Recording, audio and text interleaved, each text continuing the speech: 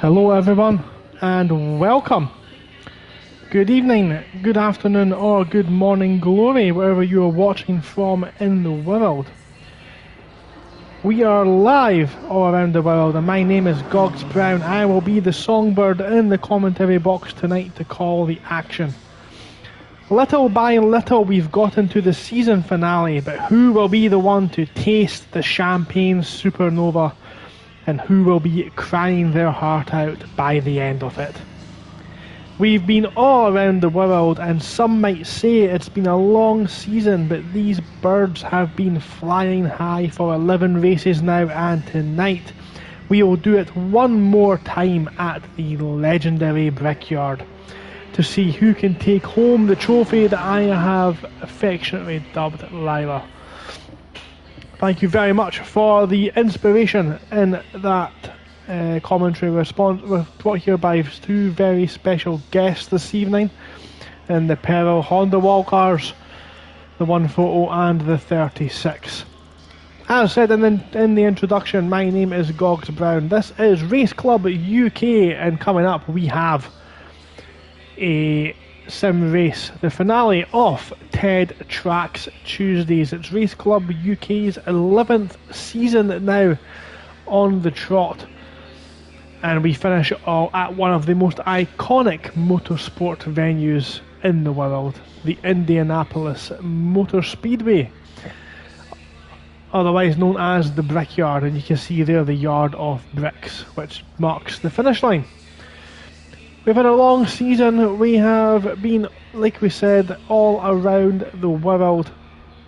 We have been... Where did we start off? It was a while back now. Way back at Laguna Seca for the opening round. We've been to Silverstone, the Red Bull Ring with the changeable weather. We've been to Imola, Spa-Francorchamps again. The changeable weather conditions proving an amazing challenge for the drivers. Brands Hatch, we saw the birth of a star in the BMW, battling to the front at that venue. Kyalami at night time proved treacherous, I should say. We've been to Donington Park, the Nordschleife, Bathurst, Watkins Glen, and now here we are for the start of qualifying. We have a 15-minute session. We've got a Ford Mustang going out first there. It is Dres Flores, who has been incredible over the last couple of races, really finally getting to grips with the ponies under that bonnet in the number 3 Mustang. We'll keep an eye on how he does this evening. Before qualifying gets truly underway, let's have a look at the championship standings for our finale. Dan Clegg has led since the first race. He has a sizable lead over Paul Alex. He can take the win. It's going to take almost a miracle for that to happen. Carl Sween's currently in 3rd place, and again will need a sizable advantage over Paul Alex. Hall is a lot closer to Sween, so keep an eye on the battle between Hall and Sween. Dres Flores, who we just see there in the Mustang, in 5th. Ben Godden 6th. Nur Farher in the Pink Panther. McLaren is in 7th. Lars Ramensberger in P8. Clements 9th, and Jack Kraft is 10th. In the Pro-Am category, if you are new to Race Club UK, the Pro-Am drivers on the left hand side of your screen have the grey background, such as Jorgen Lofstrand and Hutchins and Mr Gallagher. Just to be crystal clear, that is Yorkshire Mick, that is Mick Adenall in the number 36 Honda. Just in case there's any confusion, we have no celebrities with us this evening. Patrick Herman leads the Pro-Am category by a small margin from Chris Rowlands and Lee Watson. That's the top 3 there. Matthias Metzger, Jorgen Lofstrand, James Jarnigan, Gregory Bellamancia, Duncan Hutchins, Michael Adenau and Tom Hockley are the top 10 in the Pro-Am class. And in the Am class, that's the drivers with the red background, such as Demi, Gallagher, Clark, Cook and Petiz. Andrea Demi leads that category again by a very, very small margin from Johnny Clark. Chris Cook is 3rd, Mark Cedric 4th, Jose Petit's 5th, Archer 6th, Frankie Yossi 7th, Sammy English 8th.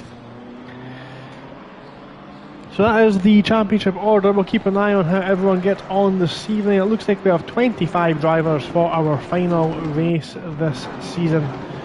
And let's jump on who's going to give us our track guide. It's going to be Chris Rowlands, the final track guide of the season, as we go down the start-finish straight in his yellow Ferrari. Very tricky braking point here, round about the 400 feet board on the left-hand side. Brake at the 400, gets it turned in, watch that curve on the inside, it throws you all the way over. Don't go all the way to the exit to maximise your speed through turn 3. Keep the lock on the wheel as you're a bit of trail braking. Get the front turned in, just clip the apex, and there's loads of grip on the exit there. Keep again the steering turn. Tricky corner here, you almost want to take a V-shaped line. Clip early, drift out to the middle of the track and clip again. Keep yourself over to the left for this tight right-hander. You can run all the way over to the left-hand side. The track limits does not penalise you on that run-off area. Short burst down the straight, brake round about 130 metres out. Get the car turned in, but don't go all the way wide again because you've got this quick hop, skip and a jump. Right, left, over there. Then we've got the fast, very key right-hander. Important to get a good exit here as you put the right foot down onto the short back straight that isn't straight, and brake again round about 310 feet out. If you don't hit that curve on the inside, it will send you over. Tricky corner this one, the back end just wants to go out, but the Ferrari keeps it under wraps, and now it's an acceleration zone on fresh tyres and low fuel onto the start finish straight, and he's going to complete a lap time. Is Rowlands. He goes 5th overall. That's a very good lap actually.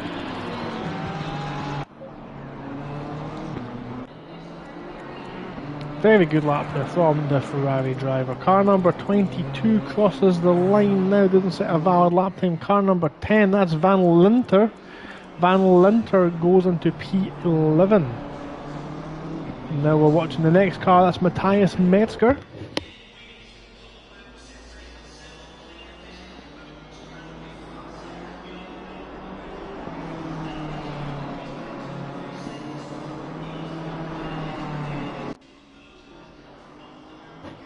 And Metzger comes across the line and he goes into P11. We've got the BMW's coming round there. Nicholas Clements just jumped onto the board there he is. Got quite a chunk of cars now actually, all very close together. Look at this, it's Paul Alex. We've got one of the Bet GT3 Slap Sabres there, we've got a white Ferrari and the Pink Panther, all running very close to each other. As Alex is pulling over and he's done, he's going to jump off to the side. Dan Clegg's provisionally went into pole position. Paul Alex in 2nd and Barros in the Pink Panther. And Carl Swain's just crossed the line. Look at these cars here, all giving each other a small slipstream down the main straight there. Car off at turn 4 there, that's Barros into the gravel.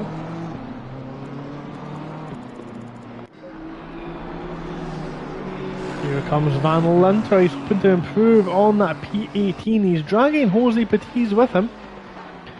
He goes into P17, he finds 1 position. Chris Clements for Jorgen Rust Racing, the last hurrah for this team. It's the last hurrah for every team as this is a season finale, but Clements comes round the final corner now onto the start-finish grid. What can he do? Can he improve from 13th? He's somehow improved to P14, I don't understand that one.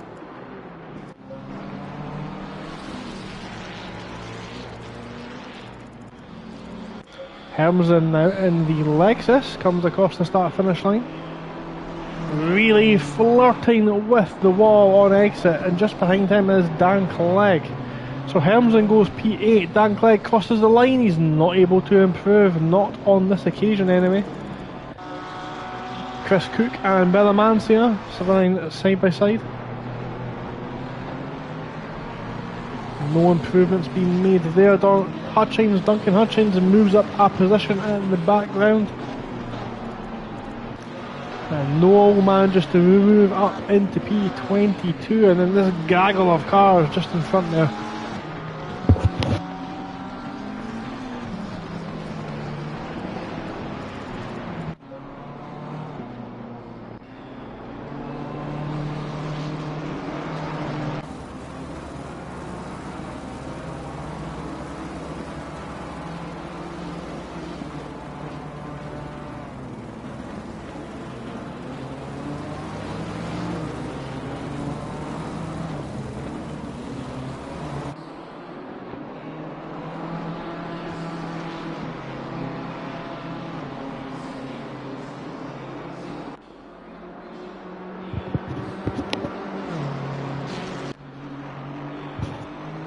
No improvement by Hall, but as Ben Gordon in the background goes P8.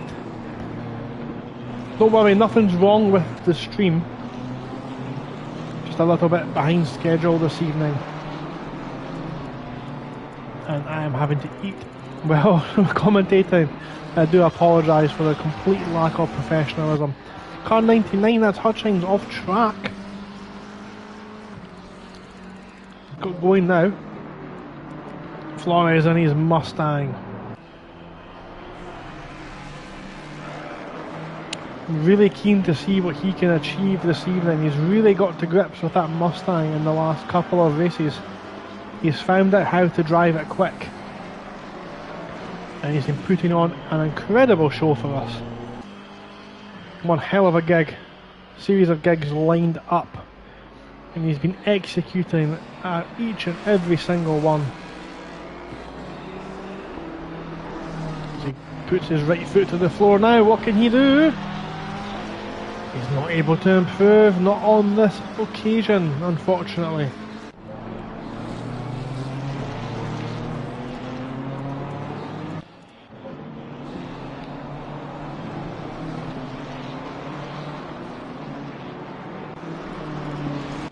Lee Watson, we've not seen much of Watson. He's in the McDonald's BMW this evening.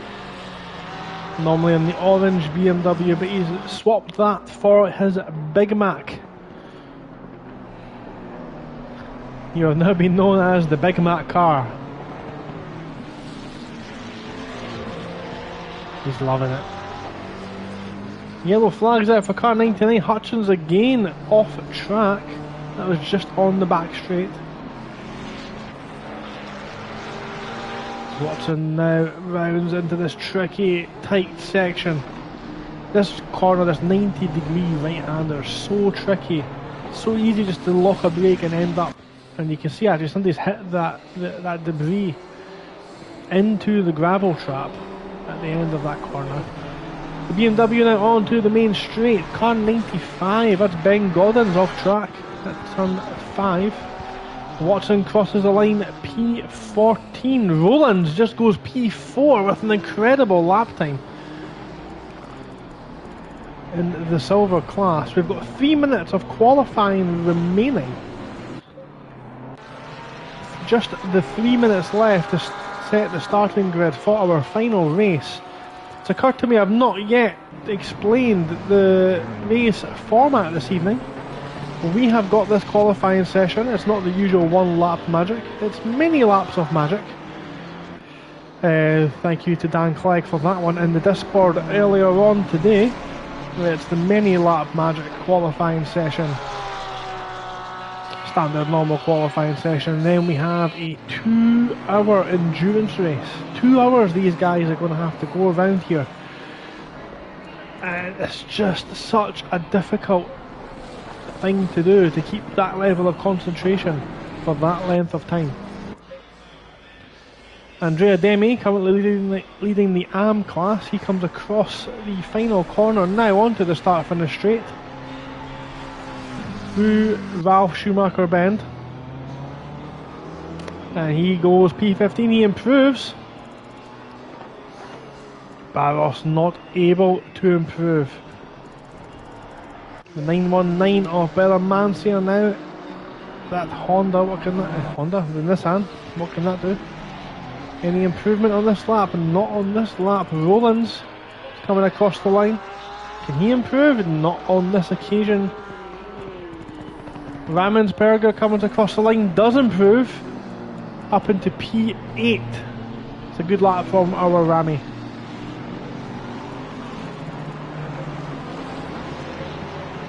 Couple of cars in the pits, that's them done for this evening. Car 95 might get one more lap in. Chris Cook running well. Dan Clegg's about to come across the line. There he is. He's got Paul Alex just in front of him there as well. Alex goes into pole position and pips Carl Sween. Here comes Hall. He looks very close to that wall, didn't he?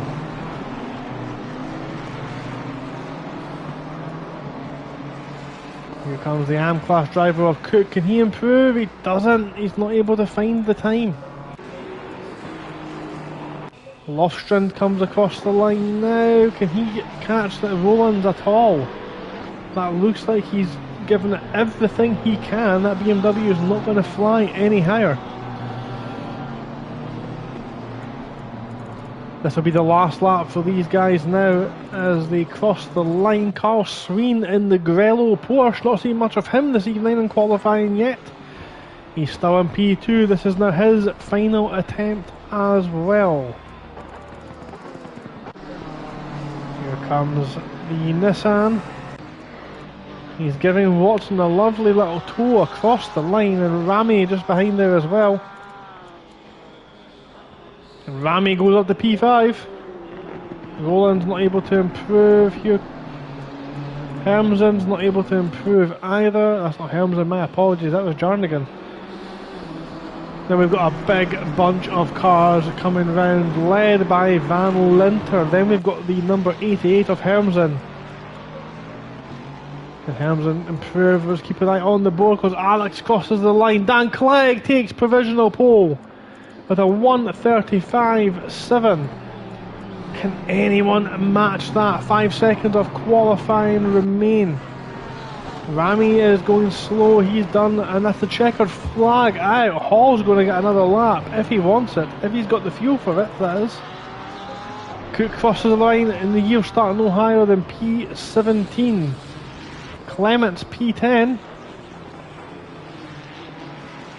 Metzger is P15. He'll start no higher than 15th on the grid. Now Carl Sween.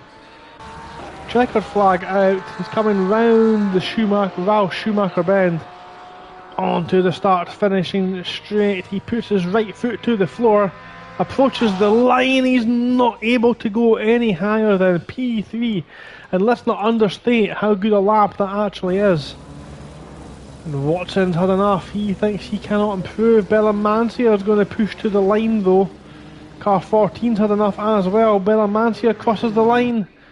Not able to improve. A lot of cars coming into the pits. They've not had the time. But can Noel fly high in the Wonderwall car? He can.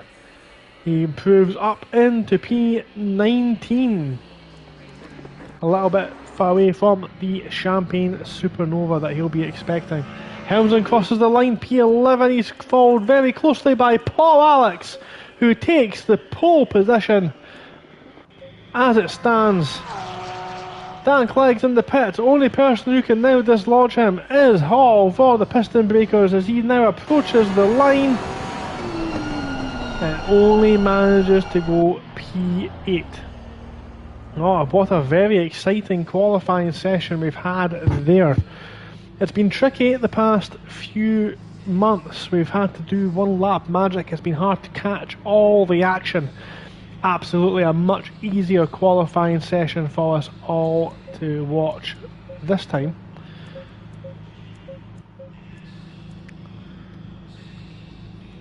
However, the starting grid for the 2-hour race has been set. Big shout out to Demi for taking the fastest time in AM class. And congratulations to Rowlands. Not only is that a fast time in Pro-Am, that was a fast time in general for Chris Rowlands. So, the grid. Paul Alex is on pole position, and alongside him he has Dan Clegg in second. Carl Sween with the fastest final sector of anyone on the grid by some margin. He starts in third on row 2 with Rowlands alongside him. Row 3 has Dres Flores and Lord Ramy in the McLaren. Then we have the Pink Panther, the good, the bad, and the very ugly pink McLaren. I'm only joking, please don't sue. That is Felipe Barros in the 444 car. Alongside him is Hall. Ben Godden is on row 5 and he's joined with Chris Clements. 2 BMWs side by side there. Row 6 is the Lexus of Hermsen. Congratulations for even picking the Lexus. Andrea Demi there alongside him on row 6. Lofstrand and Herman take up row 7. Metzger and Watson. So Herman, Metzger and Watson and Lofstrand have all been similarly paced all season. That'll be a cracking race in the midfield to watch this evening. Chris Cook, second in AM class, is 17th with Van Linter 18th. Then we have the Gallagher brothers 19th and 20th. Just to be crystal clear, that is Michael Adenau and Mark Cedric. Duncan Hutchings 21st, Gregory Bellamancia 22nd, James Jarnigan in 23rd. Again, congratulations for picking the Lexus. Jose Patiz in 24th, and bringing up the rear is going to be Clark in the Ford Mustang. So I'm going to take a short intermission now, finish the rest of my dinner, get some fluids on board, get a quick drink, and we'll come back to watch Paul Alex get the formation lap underway. Do not go anywhere.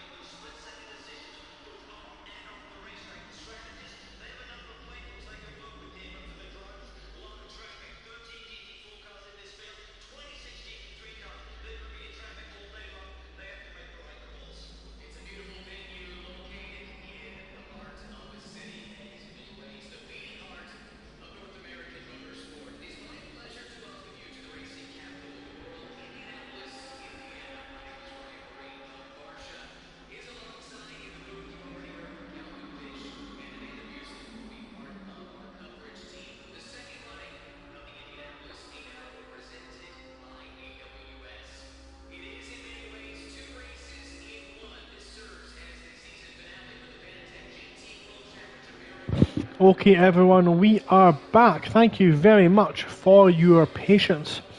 We have about a minute before the TED Trax Tuesday season finale gets underway. We have a 2-hour race this evening. The conditions are going to change from daylight to nighttime. It's going to be a spectacular sight. The sun is out, we might get some lovely sunset. Some lovely views 30 seconds as these guys go around the world one last time. 20 seconds. Paul Alex is going to get us underway. Air temperature 23 degrees, track temperature 24 degrees. Now that's going to come down over the course of the race. 10 seconds. And with 2 hours the cars will be forced into making a stop for fuel, but the question is, will they be brave enough to not take the tyres on board? Potentially save themselves a couple of seconds, get track position, or will they all take the fresh tyres? And we're underway for the formation lap as we watch Ben Godden pull off the line. So I'm going to show you some driver view. This is the view into turn 1. This will be the main overtaking opportunity this evening. How late dare you brake? That is the challenge to these guys this evening. Most people brake 400 metre board, 450 in race pace. You can run wide there, but not too wide, and you will be compromised through turn 2 and 3. You exit out of 2, links into 3 and directly into turn 4. So we're on board Hall here. You keep the steering wheel turned the whole way around here. And just balance the throttle.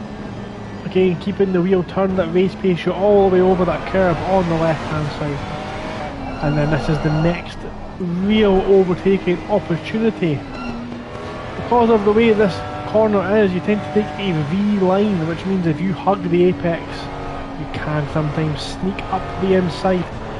Your exit speed will be lower, and you want to be as far left as possible for the turn into this right-hander to maximise your exit speed. Look how far you can run wide here. On board with the high flying bird of the Honda Wall car for the run down the back straight. You need to be cautious of posting through each other. You've seen crashes like that in the past. So we've got a 90-degree left-hander here. Again, this is an overtaking opportunity. You brake about 120, 130 metres out, turn in. Watch that curb on the inside. That will launch you into the grass on the right. Now we've got a hop, skip and a jump over this right-left. You really want to cut as much of those curbs as the tyres will allow you to do so. Up at the front, they've just got the acceleration zone there actually, as all the drivers put the foot down and then bunch up. And you get to pick your braking point here. The 300 board is the low fuel fresh tyres marker with this right-hander with a huge curb on the inside. Second to last corner, you want to cut as much of the inside curb as possible, and the final turn you want to have a beautiful acceleration zone to get your run onto the main straight. Now the helicopter has taken off. Let's remind ourselves, Paul Alex in the Aston Martin on the right, Dan Clegg in the BMW on the left, Sween and Rowlands there in row 2. And we are green. The race is underway. Our final race here for Trax Racing is Dan Clegg goes to the far inside very early in a hope to defend from Sween. They battle down to turn 1. Sween's got the inside.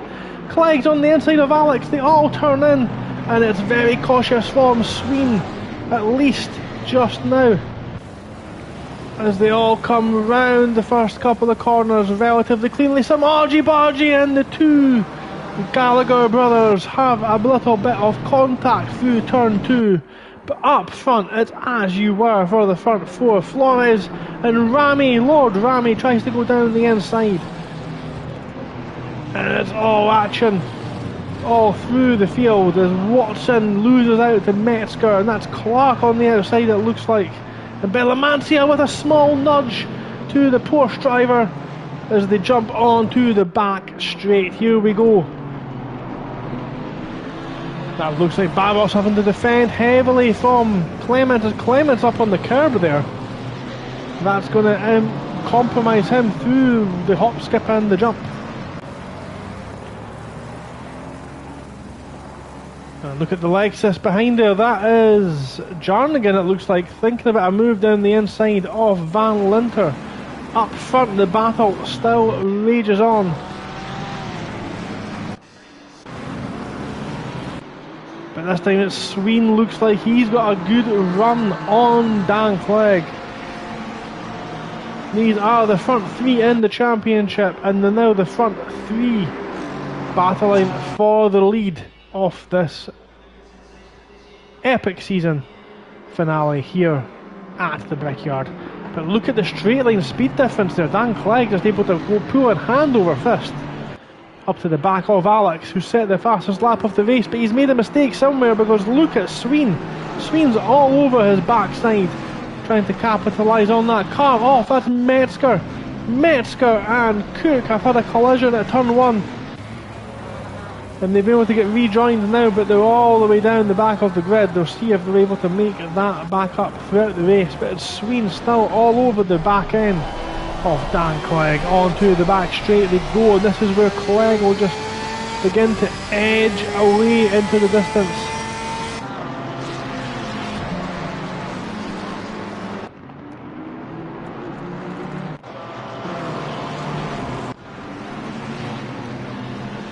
Great camera shot there, isn't it?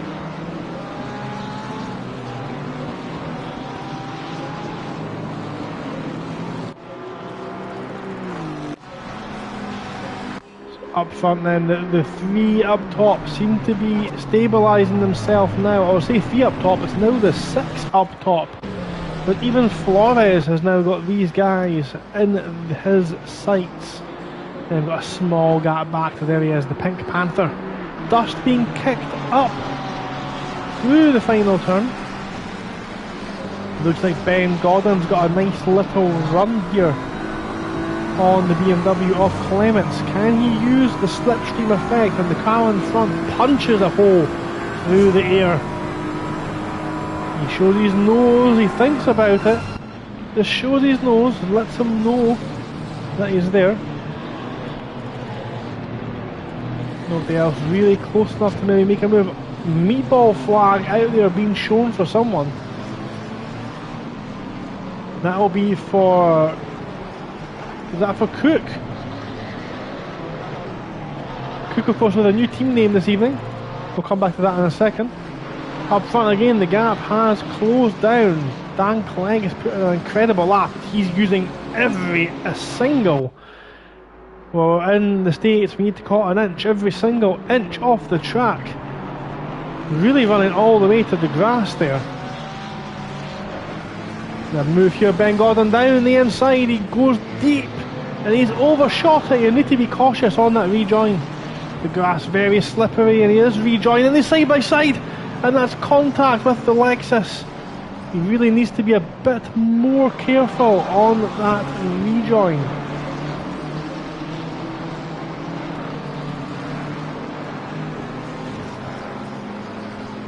Watson's got potentially a good run here. Flashing to Bellamancia, he wants past. Bellamancia bounces over that sausage curb, the huge curb we spoke about. That he will not be the first person, and he will not be the last person to become a cropper off that one. Dan Clegg on the straight then, lap 4. Shows his nose to the inside of Alex. Nothing doing on this lap.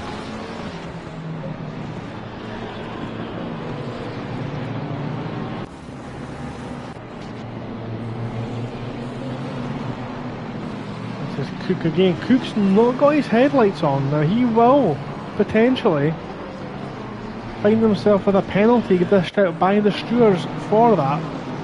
Needs to be careful. And that's Clements there making the counter attack, it looks like, on Godden.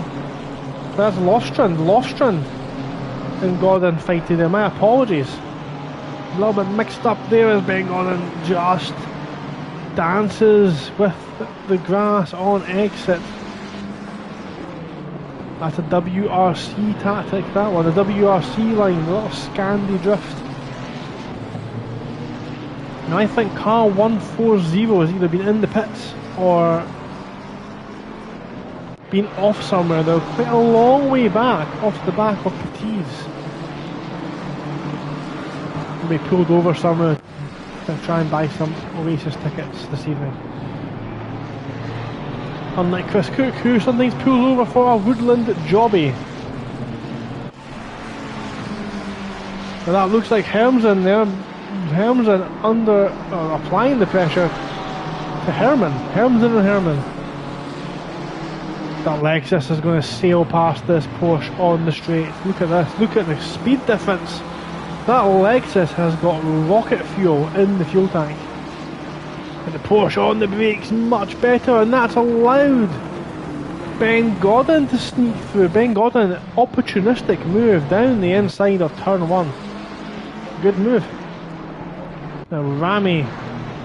This is Flores, Rami, Barros and Hall These four have been fighting. I remember the fight between these guys in Bathurst, and that's what we're talking about there. Hall keeping it tight to the inside, sneaks round the inside, and now he's able to, they're both able to push all the way out, and they get so close you can barely slide a slice of paper in between them. And again, it's not over yet. Hall's got the inside line, doesn't hit the side off the Pink Panther, and doesn't hit the curb either. Great precision driving by these two. The battle up front still rages on. Both of these cars, big heavy front wheel drive, front engine cars, but Dan Clegg seems to have the brakes hooked up a lot better. Car number 10, that's Van Linter, was moving slowly on the back straight. They've got one car in the pit lane as well. Looks like a disconnection maybe. Got to keep an eye on this one because we're on starting lap 6. And Dan Clegg's closing on the back off the Aston Martin. It's just not enough, is it? It's not quite there. He needs a small mistake from the cars in front. Herman not letting Ben Gordon get away. Very opportunistic move on the last lap.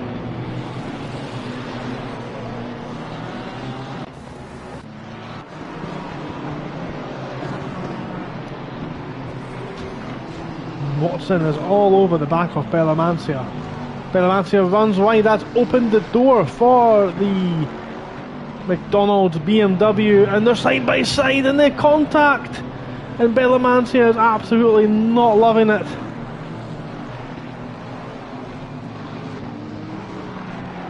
He'll be more disappointed than when the McDonald's ice cream machine is broken. Car triple ones ran off. That's Hall. Hall has been off track at the end of the back straight, and then through goes Barros. So far as away in the triple four.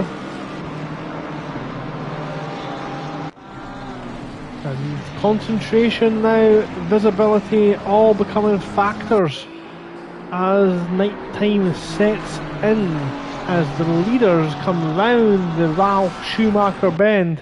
And tell you what, he's a lot closer this time.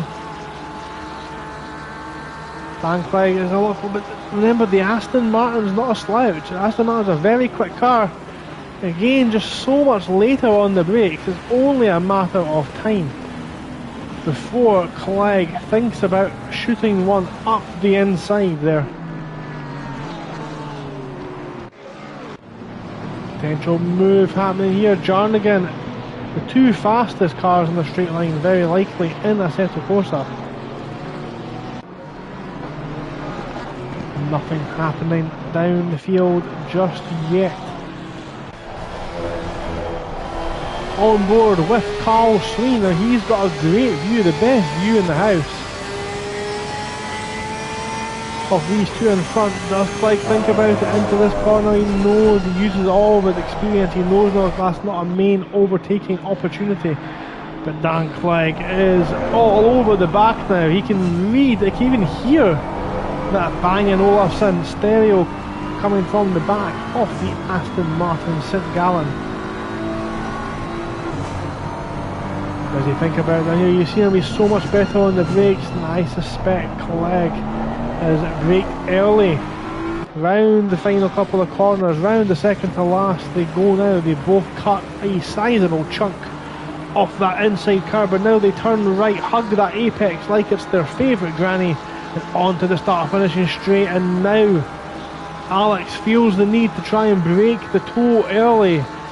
Does he go inside? Does he go outside? He doesn't. He keeps the inside line. Clegg's to the outside. Clegg's going to try and send it. He gets his right front axle alongside the rear axle off Alex, but Alex holds on this occasion. This is of course the battle for the lead. We're 12 minutes in, 7 laps completed, 9th beginning to fall, but Paul Alex having to get very, very defensive. The thing is, you think that having these two battle like this would allow Sween to catch up. Actually, the opposite's happened. Rollins is caught up with Sween, so maybe tyres are beginning to go off, and Clegg, the tyre whisperer, Dan, the tyre whisperer Clegg, has just got them working so much better than his rivals, his immediate rivals. And what we're seeing just now is what we have seen pretty much all season. Dan Clegg just able to get on the brakes so much earlier than those around him and just carve his way through the field on the rare occasions that he's had to try and find a way through. We'll quickly jump to these guys have come into the third to last corner. That's Alex down the inside. Oh, it's Hall down the inside of Barros. Good overtaking manoeuvre. They're a little bit further separated on this lap, the two leaders. Here comes Sween and Rollins, followed by Ramensberger and Flores, in the opposite order, of course.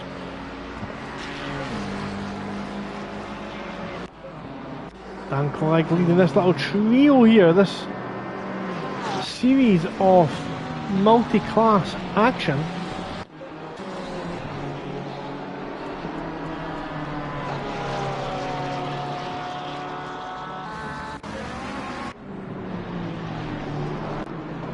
So once again we've descended into the Noah's Ark formation. We're 2 by 2 by 2 by 2 at the front. Hurrah! Temperature just beginning to drop, 22 degrees now as the sun goes down here in the Midwest. We've still got 105 minutes of action remaining for you this evening, this high octane battle. The two drivers at the front battling for the championship. And we've got a Pro-Am car, Rollins, having the race of his life. They're in P4. Rami is now closed up to the back of Flores. And Flores has a bad exit coming out of the penultimate corner. That's going to impact him and compromise him all the way down the straight. The thing is, he's in that big Ford Mustang. And it's just going to dance away from that McLaren of Rami.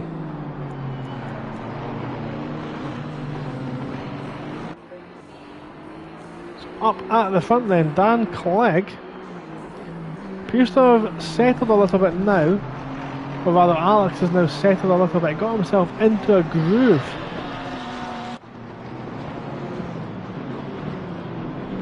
Maybe the tyres coming to him.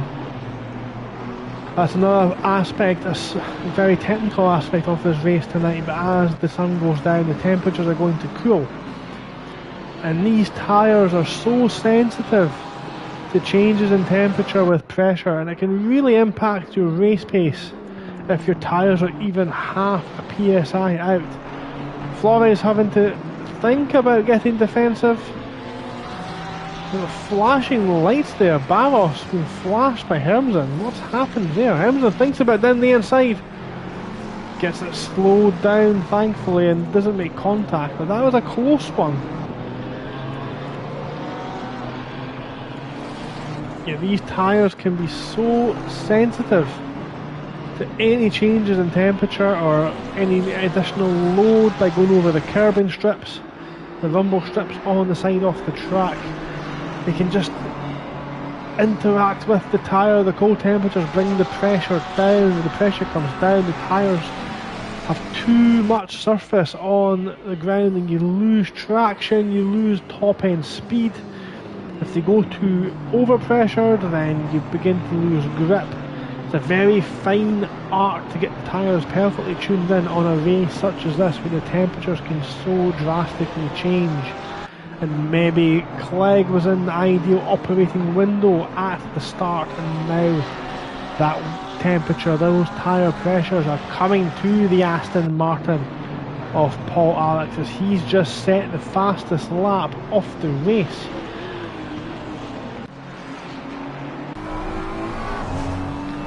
So on board now with Dan Clegg. This is the view from inside the car, so you can see the visibility beginning to go.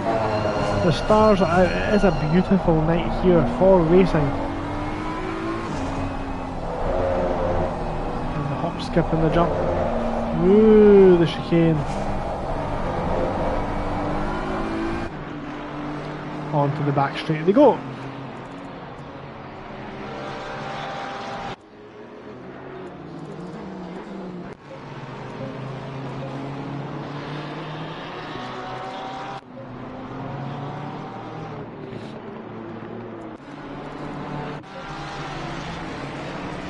So they begin to separate out now, they get into the rhythm. You do tend to find a groove, almost like an invisible sort of set of tracks on the circuit. And once you get into that rhythm, you find your speed, it almost becomes effortless. You're just kind of running almost on autopilot, but you're so close to the limit once you find that groove that things just begin to work for you. You hit all the apexes, all your braking points, and what happens is, as you see the drivers stop battling one another and they start focusing on their lap times, their own race, and it's just who can run consistently at this level for longest now. As the tyres begin to wear off, maybe some drivers are saving fuel, trying to go a little bit longer, which means they can take less fuel on later on, which means they'll be faster later on as well. Once they get on the new tyres, the longer they can go into this race, that's going to impact their pace later on. So Dan Clegg appears to have now caught up a little bit. Maybe he was saving fuel. Maybe he's backed off a little bit as you can see some lapping traffic just in front, and he sniffs an opportunity to take the final race win of the season.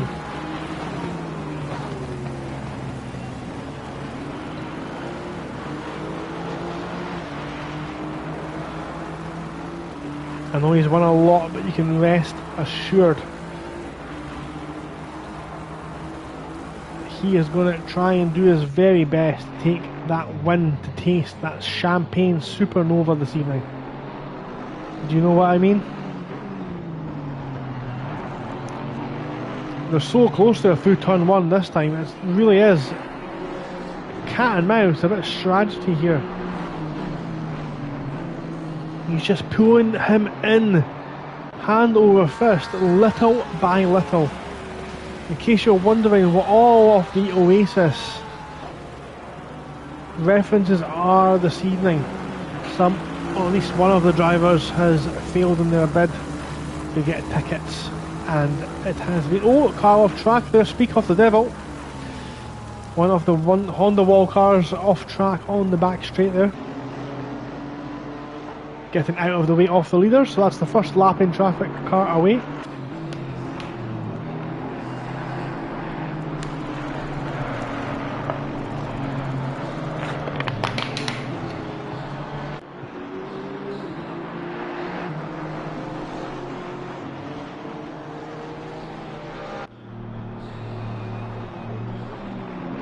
He really is, he's just keeping him in his sight, isn't he, Clegg? He's not letting him get away. And you just wonder, is Clegg playing cat and mouse with him? Just back off, watch where he's quick, watch where he's slow, and trying to find another way past, as the Aston feels the need to move to try and break the slipstream. No need to defend fresh air on this attempt. A little bit closer further back now, as Flores has got himself ahead of Rowlands. His night's really fallen quick here actually. The visibility has dropped quite substantially. Herman on the back of Ben Gordon still, these two lapping at a very similar pace, but the unique thing with these two cars is they both kind of have different strengths. So you're going to see these guys yo-yo back and forward as the race goes on. Who's that just in front there? That's Belamancia and Jarnigan. Belamancia on the inside of turn one forces Jarnigan to the escape road, but he's compromised on the exit and the Lexus. bounces over the curbs like it's a destruction derby. Now, you've got a car in the pit lane there. That's car number 8, Johnny Clark in the Mustang, and Andrea Demi, both going for the early pit stop. You have to think this early, that's very likely a pit for damage. It'd be hard to justify why you would be pitting this early on in the race. Bellamancia and Jarnigan not letting this one go, these two still battling. White flag being shown for car 140 through the third last corner. That is Hutchins, I think. No, it's not, sorry, that's Gallagher. That is Cedric in the Peril Honda Wall car.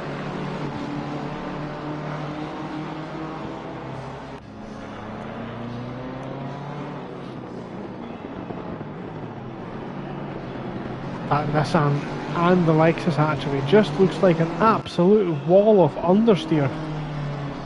They both struggle to get the car turned into some of these corners. And I think any other car, Jarnigan would be flying past on the straight.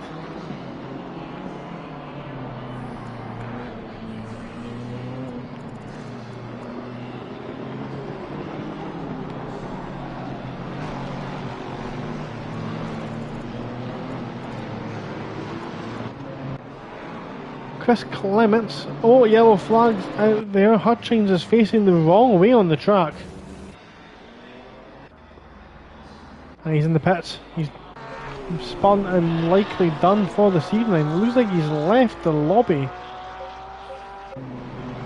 Hutchins done for this evening. Bellamancia just down the defending down the inside there. From Jarnigan, this is a close battle. The Lexus with the greater top speed, but the torque, the turbo on that Nissan might be enough just to keep him out in front.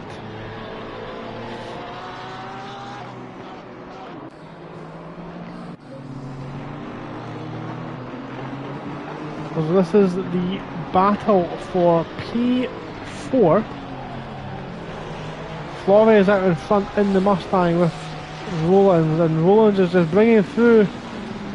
Thought that was Rollins there in the Ferrari, but it's not. It was Andrea Demi just moving out of the way as these cars come through.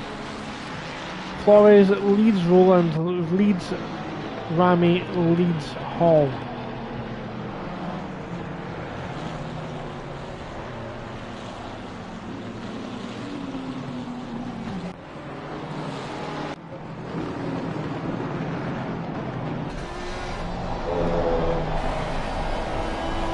This is the view from Herman, the Flying Eagles car, 96.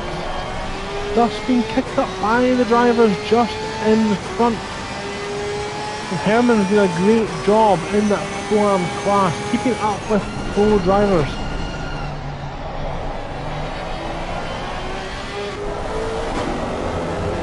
Jarnigan again still behind that Nissan. Look at this speed the Nissan gets, the initial pull out of the corner. The turbo on that Nissan really is impressive. Oh, what was that? That's Adinolf. Is it Adinolf? I can't tell. It is Adinolf. Flew straight on there. Honestly thought he was going to end up in the Wonderwall at the end of the straight. Whatever he did to the brake, it did not work. It screamed, "Lord, don't slow me down." He must have had the shock of the lightning there.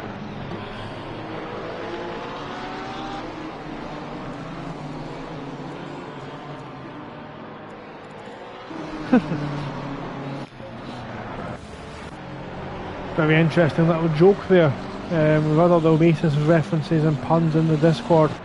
Earlier on today, someone asked, next time let's make it Pearl Jam. And Dan Clegg responded that that was season 10. Yes. Fake laugh. So, 16 laps complete. We're on lap 17.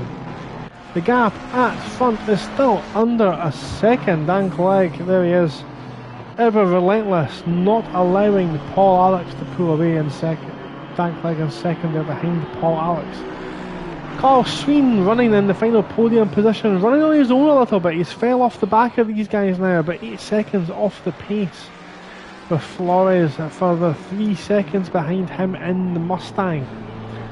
Lord Ramy looks like he's got himself ahead of Hall in the piston breakers, and Roland's now dropped down. The Pro-Am driver moving backwards towards the rest of his class. But a good race from him so far. Hopefully he can keep things going. He's now in some clean air and can maybe run his own race. Barros is in P8. We've seen him having a little bit of drama, and Hermsen flashing his lights in 9th. Clements rounds out the top 10. And I'm going to stop at the top 10 because Dan Clegg's now really closed up to the back of Paul Alex, and we've got the blapping traffic of Van Linter just ahead. And again, will Clegg view this as an opportunity? Maybe just sneak a move, and you can see how Clegg's just opening up the corner a little bit more than the Aston Martin almost every single time. But you have to think the frustration will slowly beginning to build as Van Linter takes a wide line trying to let the guys through, but if anything it's just hindered them and made Alex get caught up in the dirty air as he almost crashes. Oh, that was not a safe place to let the car through. With absolute bravery from Alex there as he just pinned the throttle on the exit off the Ralph Schumacher bend. That was brave. So here then we've got Flores leading Ramy, leading Hall, all by a couple of tenths of a second. So top 6 positions, all kind of battling except from Carl Sween, who's just running his own race. He's 3.3 ahead of Flores. And of course, another aspect of this race, how much fuel did all of the drivers load the car with at the start? Because how much fuel you put in the car directly impacts your pace. So maybe the guys at front have split this 50-50 and went for 1 hour and 1 hour, and maybe the Mustang has put all the fuel in, filled the tank up. Well, ominously has Dan Clegg put the fueled up entirely, a full tank, in his BMW.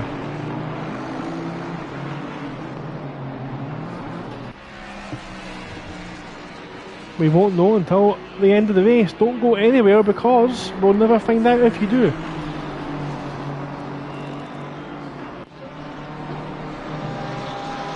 Ben Gordon looks to be under a little bit more pressure from the chasing Herman.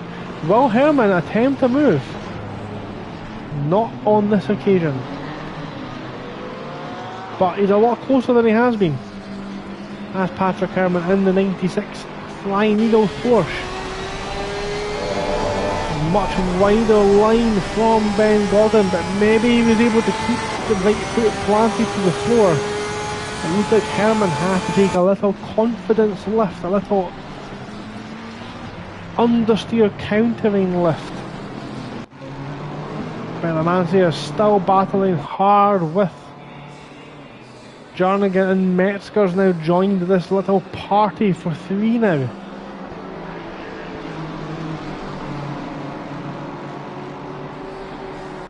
Metzger moves to the inside, he's flashing his lights. There's absolutely no need to go flashing your lights, of course. Oh, Belamansi just skims the wall on the way in there. That will not help. He's now under pressure.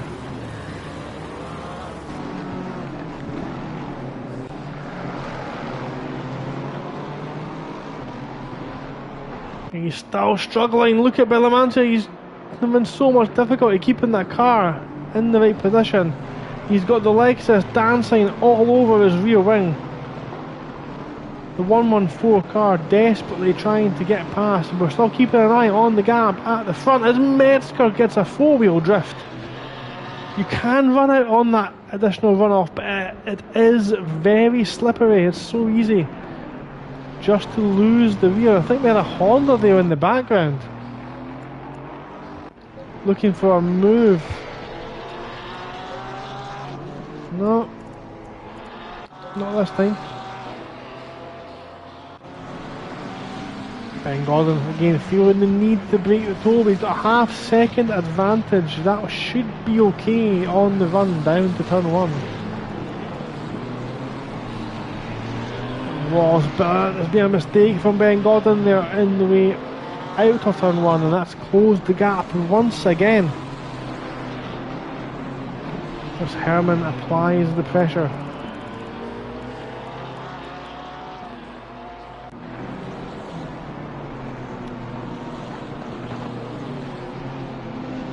I will say the camera angles on this game for this track really are spectacular. They really capture all the action. They're just so nicely situated around this circuit.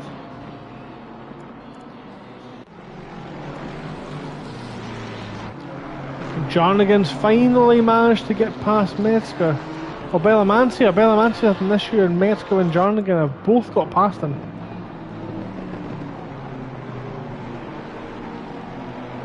Belamantia moving down the way through the field. That's not what he'll be hoping for on the way into this final foray out, and he's all over the grass again. Now look at the battle just in front. Metzger's not. He's been relentless. He tries to get the front axle up the inside off the Lexus. So he has to pull out eventually, of course, to avoid that contact. 85 minutes off the race remain. We've done 21 laps already.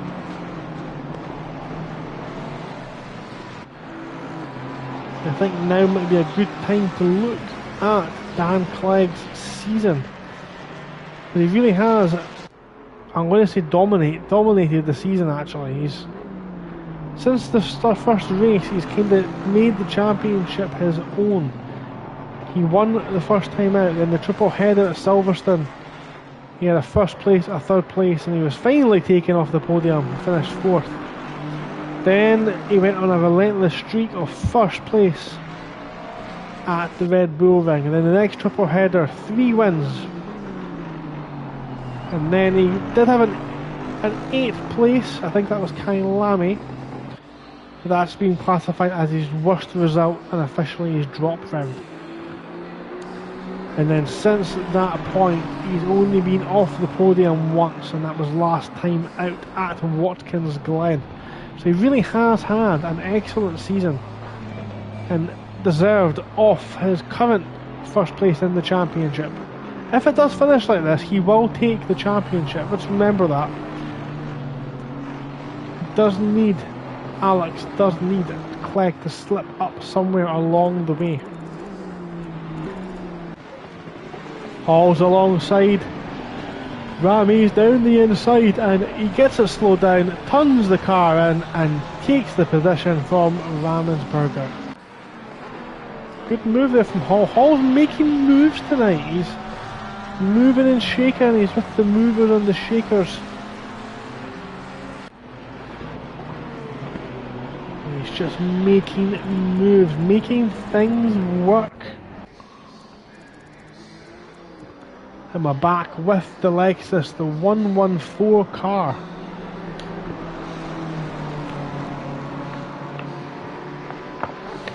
Interesting speed battle here between the BMW's Cook.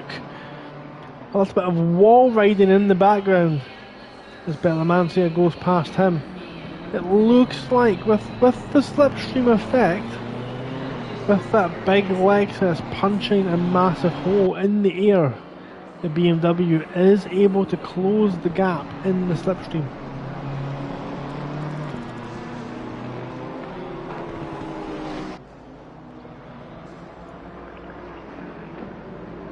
He thinks about it down the inside into the double apex left-hander into sector 2 they go. Multiple lines are possible through that section.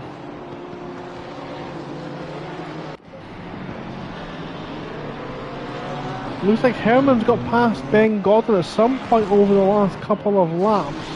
Maybe Gordon's made a mistake because that looks like Van Linter behind him. Van Linter's peeled off now into the pits. Yep, there's Van Linter in the pit lane. As Lofstrand will inherit that position. Comes across the line and he's pulling Watson with him. This is the battle for P3 in class. So Dan Clegg's really closed the gap now on Alex. Here's the gap closing. We've got Jose Patiz in the Aston Martin. Just in front and flashing from Dan Clegg. Car number 8 moving slowly on the back straight. Car number 8 is Clark as Patiz moves out of the way and smashes into the advertising boards on the third to last corner. But it is Dan Clegg with the exhaust pipe full of frustration now.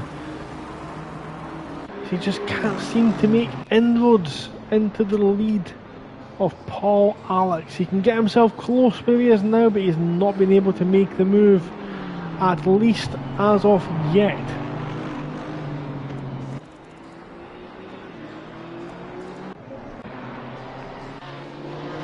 A bit further back here, it looks like Cook. Has cooked his way past Bellamancia. Let's hope he doesn't need to pull over again.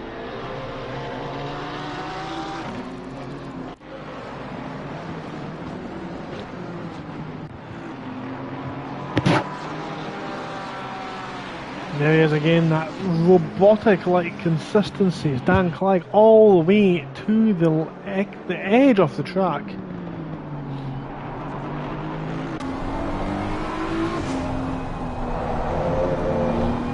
Oh, that didn't look too good from Alex. Let's hope his connection doesn't fade. We've got our first penalty this evening, and no car number 10. It's a 30-second stop-go penalty.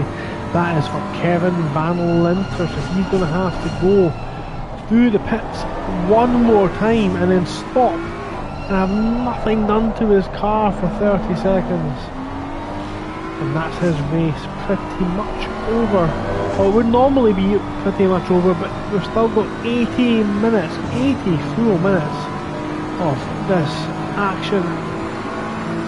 And we've not even had the first proper pit stops yet. There is of course no mandatory pit stops in any of the Trax races this season. Of course, Trax Racing helping youngsters get involved in motorsport, and they are absolutely amazing bunch of people looking for multiple ways to help develop youngsters and help them carve their way into a motorsports path career. Because sim racing does have a lot of the transferable skills required, as been demonstrated by Dan Clegg here. He's all over the back end of that Aston Martin. He's in a bad exit. This could be the move here. Alex on the inside line. We've got a lap car coming up. Can Alex defend into this corner? He's very late on the brakes. He's went deep. Clegg's close, and the car, look at that Honda gets out of the way absolutely beautifully. And again, you can just see Clegg opening up the car, the line, sorry, to get his right foot planted, stamp on the loud pedal, and really do everything he can to close the gap. This Aston Martin who just put on an absolutely defensive masterclass, but he's ran wide again on the third to last corner. Sorry, the second to last corner, and round the Schumacher S they go. And Clegg's got to be thinking about the move this time. I think Clegg have to maybe have a small lift there as well. He can brake later, we've seen him brake later. And he hits the back off the Aston Martin. Contact between the leaders. Dan Clegg, I think, holds his hand up and admits fault, but now we've got damage to add to the mix. A little bit of understeer now for Dan Clegg, a little bit of oversteer for Paul Alex. It's going to add another aspect to this race, and you have to think, has that maybe put a damper on what was really about to become an absolutely epic battle, one for the ages? I have absolutely no doubt it would have been, but that little nudge might just take the shine off it. Might just mean Alex can't quite wrestle that car into the right positions, get his right foot onto the floor to pull away. And Clegg, we've seen very, very good on the brakes, maybe won't be hindered too much by that. One lap remaining for Van Linter to serve his penalty. If he does not pit on the next lap, he will be disqualified. Round the second last corner, I'm going to have to give this a name, it's now the Rebellion corner. Round the Rao Schumacher bend, onto the start finishing straight. Gap's a little bit bigger this time.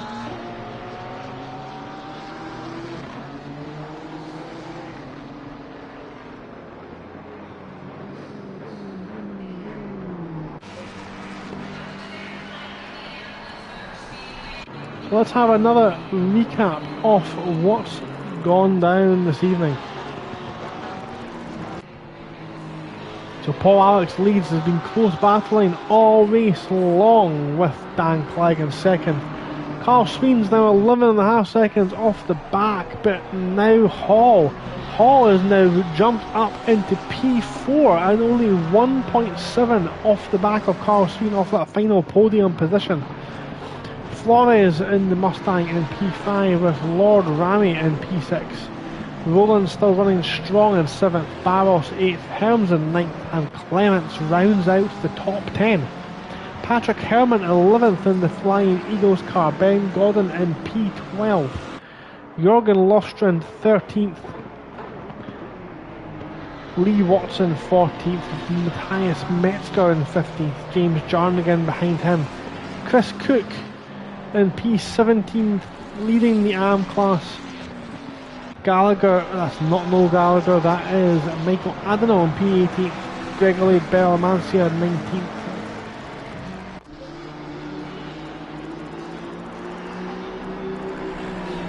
Mark Cedric in P20, Jose Petiz 21st, Van Linter 22nd in the pits, serving the stop goal penalty, and Andrea Demi brings up the rear.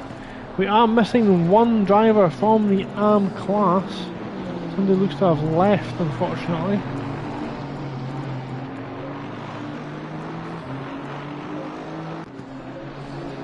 Demi, Petiz, Gallagher, Cook, Clark. Clark has left, unfortunately, and that is why we only have 4 of the AM class remaining. Now you're watching the battle for P1. Alex has been defending valiantly from Dan Clegg for most of this race. We've got a lapped car just in front of us. That's the 919 of Bellamancia. Again, Clegg might be sniffing an opportunity to use that car the best he can to put the moves on Paul Alex, who has just been an absolute minister for defence for the first 45 minutes of this race. We're now properly immersed in the nighttime. Track temperature again dropped now to 21 degrees. And we've got a pit stop for the Nissan. So that one might be late enough in the race to be considered scheduled. But that looked like a bad exit there from Alex. And Clegg's closing the gap. Little by little he moves up to under the rear bumper. It looks like he's went a little bit deep. He manages to get the car turned in still. And that is why he has been so good this season. We're now about 45-50 minutes in. The tyres will have came out of the greening phase. Car number 22 has went straight on. That is Jose Petit. And straight on at the third last corner. Looks like he's really struggling out there. Alex again under pressure onto the back straight. So here we go. Clegg not close enough yet again. It's very hard to find an overtaking spot around here, and what Clegg's doing is just keeping himself in the hunt. He's not letting Alex go. If Alex makes a mistake, Clegg's put himself in the absolute ideal position to try his best to capitalise on it.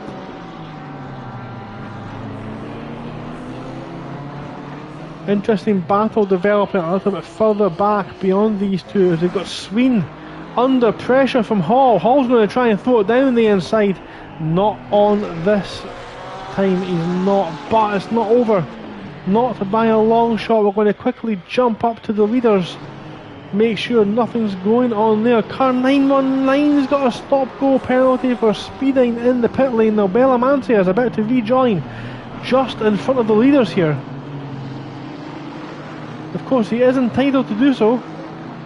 And now Sween is going to think about, he's not going to think about defending. He leaves the door open. He's running his own race at this point. And that looks a bit tactical. Sween just trying to maybe get the car as far into the race as possible. His tyres now maybe beginning to go off a bit. And Bella Mancia nearly causes the upset there. And now Clegg's have to go offline to get round the blue flag traffic. It is one of the things in racing, you will lose time to the blue flagged cars, but the question is where and when and how much.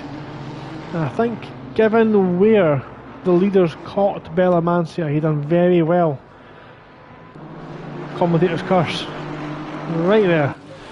He done very well to get out of the leaders as they came through at a very tricky section off the track. He's got underway now as the guys in second, third and fourth thankfully won't be caught up with it.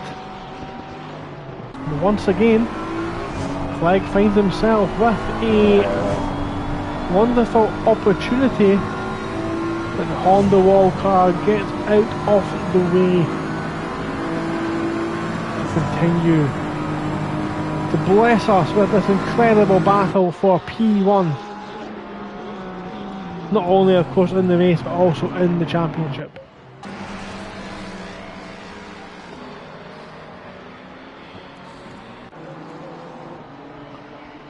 So it looks like Hall is just able to dance away from Carl Sween. And you do have to think Sween is maybe just biding his time, waiting for the pit lane, get the car to the pit stop, make whatever adjustments you need to with the tyre pressures as the temperature has dropped again. That's 4 degrees the track, and air temperature have dropped during this session. Look how close he is there. This is getting very close now.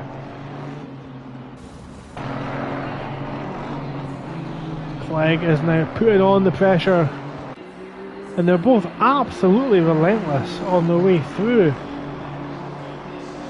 some of these corners. Like they're right on the edge of getting track limits warnings, but they're not getting any. Look at the debris being absolutely smashed to pieces, the advertising boards. Through the Rebellion Games corner now, Rebellion timepieces, sorry. The Ralph Schumacher bend and on to the start finishing straight. Now this time it looks like Dan Clegg's got himself a good exit. He gets close and that looks like a little bit of, it looks like a brake test, but I suspect it's just what we call lag. Nothing you can really do about it, unfortunately. A little bit of net code error. We'll have to wait another lap, unfortunately.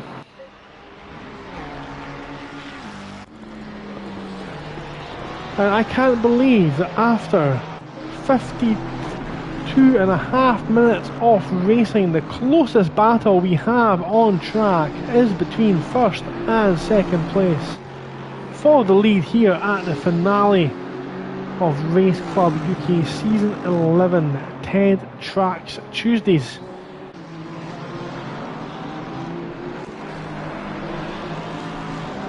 Ted Trax Tuesdays, of course, brought to you by Ted Trax Racing, a non-for-profit organisation with a mission to support and encourage the development of the next generation of motorsport talent. That's a much nicer way than I put it earlier on. They do have loads of avenues that they can explore to do this. They do arrange some community events.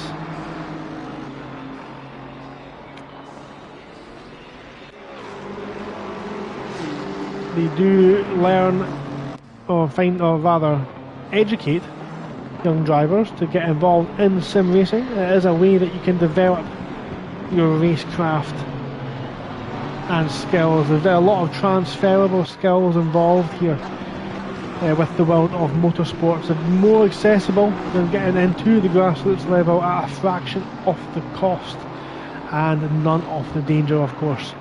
As the leaders now come up to gain some lap traffic, it is that pink Nissan of Bellamancia once again, and Clegg goes deep into the corner. He's hit the back of Bellamancia.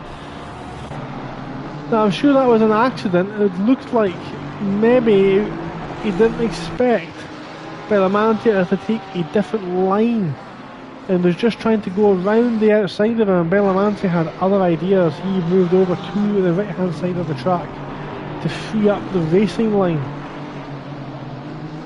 Miscommunication there between the two drivers, and that's allowed Alex a little bit of breathing room, at least maybe on this lap. He may actually get an opportunity now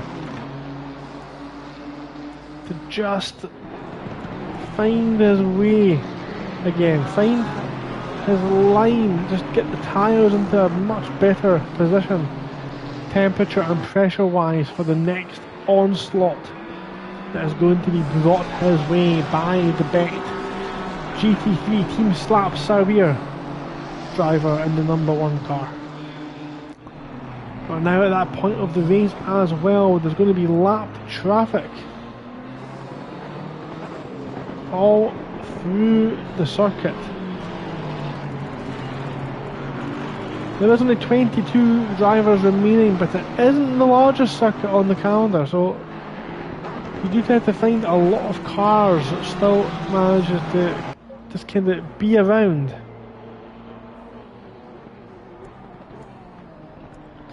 So the battle for P3 and Pro-Am is still raging on. We've got the McDonald's car, the McNugget team, chasing down Jorgen Rust Racing's Pro-Am driver, Jorgen Lofstrand.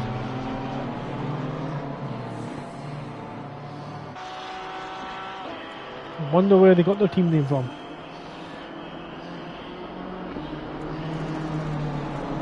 So this is the pace difference we've got at the front. Clegg's already caught up to the back of Alex, and we need to again watch, because just in front of this lot we've got a Lexus, that is Jarnigan, going through, and now we've got Cook. Oh, Alex desperately wanting past. How will this one play out? He's had to get... Oh, no, no, no, no, no, no, no, no, no, no, no, no, no. Oh. Clegg had to get out of the throttle there, but at least avoided a collision. There'll be a small slipstream to help Alex defend on this occasion. Now, he's taking a lot of that inside curb there. Is that going to compromise him through 2 and 3? It has. Clegg's moved in a lot closer now. So hard to overtake around this circuit. He is close enough to think about that little sneaky move that we discussed at the top of the show. But the Aston Martin, look at that, it's pinned to the left hand side of the track. Not allowing Clegg anywhere near the apex.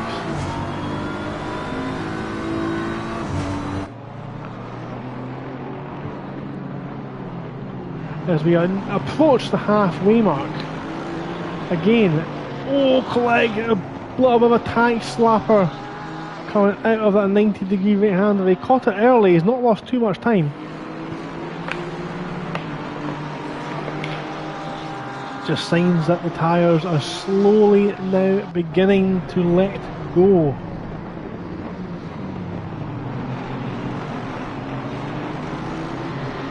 They do not live forever. And Paul Alex, speaking of not living forever, jumps into the pits, and that releases Dan Clegg. So both of them were now at the edge of what you would call respectable tyre life. At least Paul Alex was, but now what can Dan Clegg do? How is his lap here? This attempted overcut for the lead. Or has Paul Alex attempted the undercut?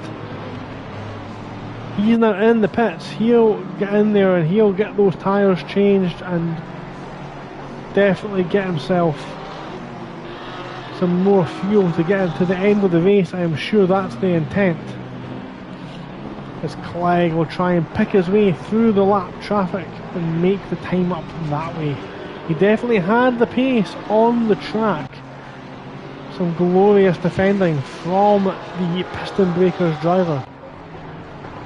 Carl Sween has went through, as has Ramy, as has Rowlands, as has Barros, but two drivers in the pits then. We've got one off the Gallagher brothers, we've got Herman in the Flying Eagles car, and Paul Alex already underway then. So where does Paul Alex come out?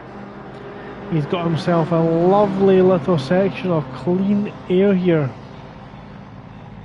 In between Lee Watson and the 140 off Mark Cedric. We are halfway through, not over yet. And contact! Now that was interesting. It looked like... What was that? What was he thinking?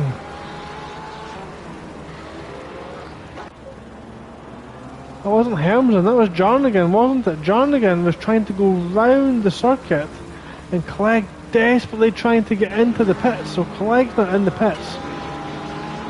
Hall will take the lead of the race, Carl Sween into second. Ramy now pits as well, Rowlands does continue. Barros jumps into the pits, we're at the halfway point now. And this is where it all matters. Paul Alex. He was looking rather slow there. I don't think he's actually been off the track or anything. I think he's just... We're driving a little bit slowly. It's a long pit lane here at Indianapolis. And what's happened there? Clegg's still in the pits. He's moving now. So Clegg moves forward and Paul Alex still at the penultimate corner.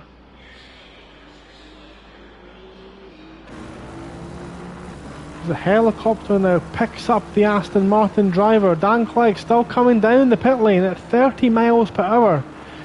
It's an awfully long time to be at 30.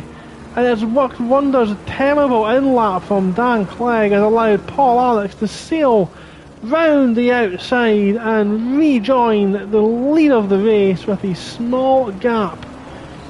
Chris Cooks picked picked up a 30-second penalty. Who else is coming round there? Car number 82. We need to get the driver tracker to update itself because it's all over the place just now. And the 111 car, that's Hall. He's still out there.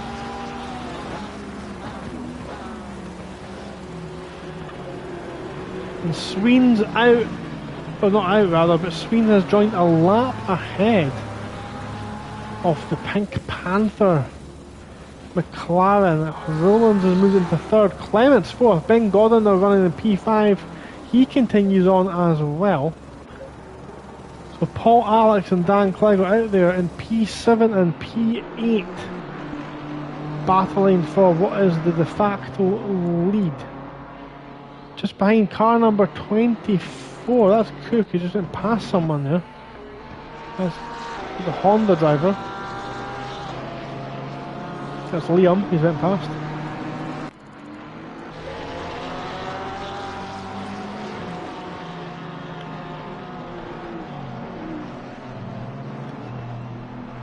So I've seen this from Sween before. He likes to go very late into the race. As car number 24, Cook, comes into service pit lane. Lots of cars coming in the pit lane now actually. Car number 82, that's Matthias Metzger, jumped into the pits, and just in front of him we have the Honda wall driver actually.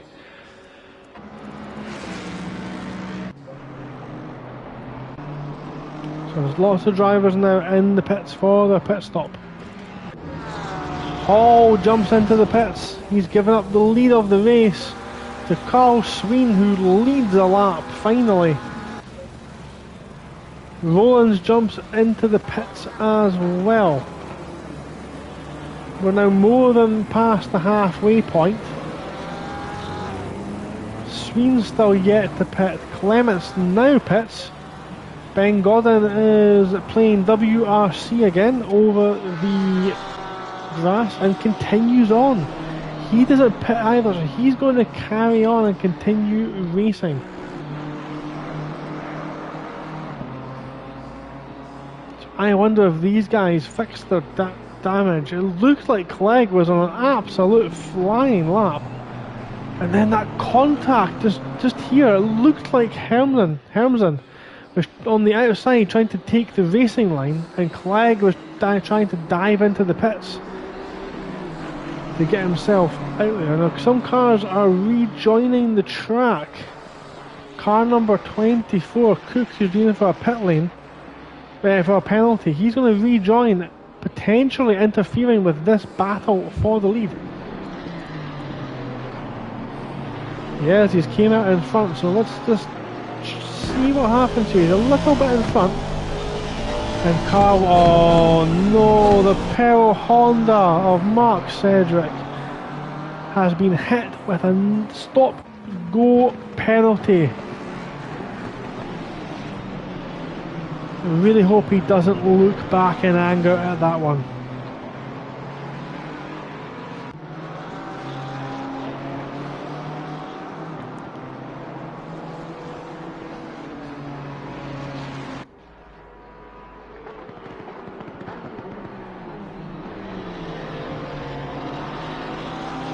I'm going to use this opportunity to go for a short refreshment break. I'm going to keep the stream running on the leaders, or the de facto leaders. Do not go anywhere, keep watching in case anything does happen. We've got a drive-through penalty for Clements.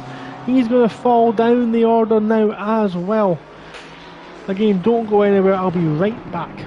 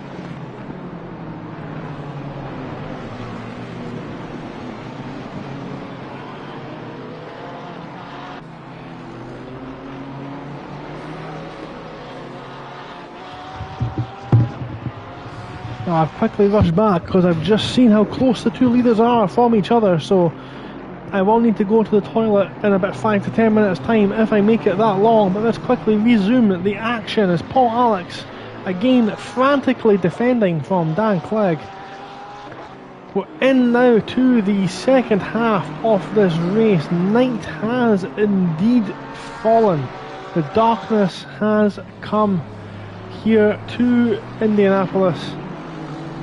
Carl Sween still yet to pit. We've done 41 laps in that Porsche without pitting. Those rear tyres must be struggling. Barros in the 444 has managed to unlap himself from the clutches of Carl Sween.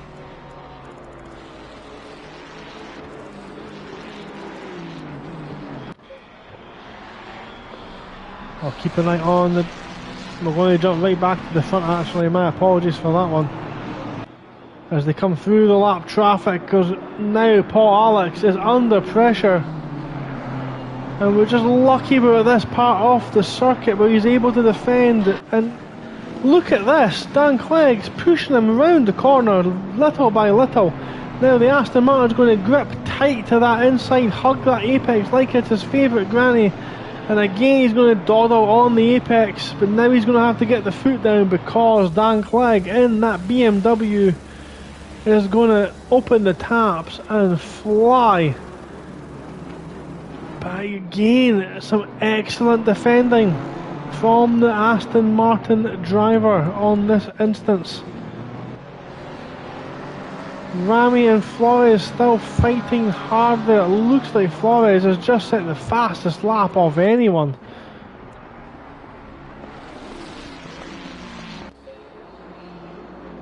Car 919 keeps jumping back and forward to the pit lane. That's Bellamancia. He's maybe having some latency issues, which might explain why he's down there in P19. Just to explain their latency issues or lag. Can impact your ability to react to what's going on around you. But speaking of reacting to what's going on around you, Dan Clegg again just looks so much closer in that camera view. Does he pull it to the inside? He shows his nose. But Paul Alex, infallible in his defence, doesn't move out unnecessarily. But once again, Dan Clegg's all over his rear end, coming through turns 4 and 5. Again, we've seen Clegg do this sweeping line into turn 6 to start the second sector now. And look, he opens up the exit one more time. He's going to get good drive out of here. Look backwards from the Aston Martin view. When does Clegg think about it once again? He's again so much quicker, later on the brakes. He's able to get slowed down, and the Aston Martin just doesn't slow at the same, doesn't decelerate at the same rate.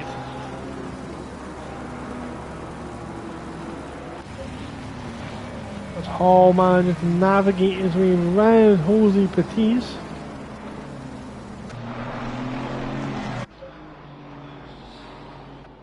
Again, we're watching Clegg. He's all over the back end now off Alex.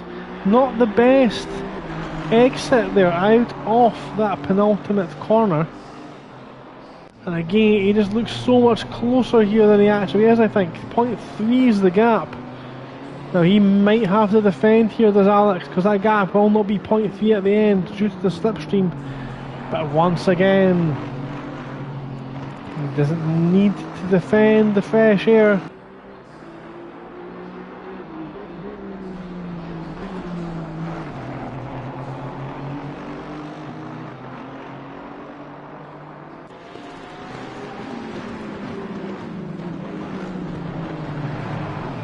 There's two main overtaking opportunities around this circuit, and Dan Clegg has been so fast through this section to set himself up with another attempt. On board with the BMW driver again. He's just showing his nose to the inside. Now he's braked early this time. He's hoping to try and open up the next couple of corners. The hop, skip and a jump through the chicane. And this is the key corner there. They're both just keeping one wheel on that inside curb to prevent any track limits violations. Get into the third to last corner, that 90-degree corner, into the Rebellion turn.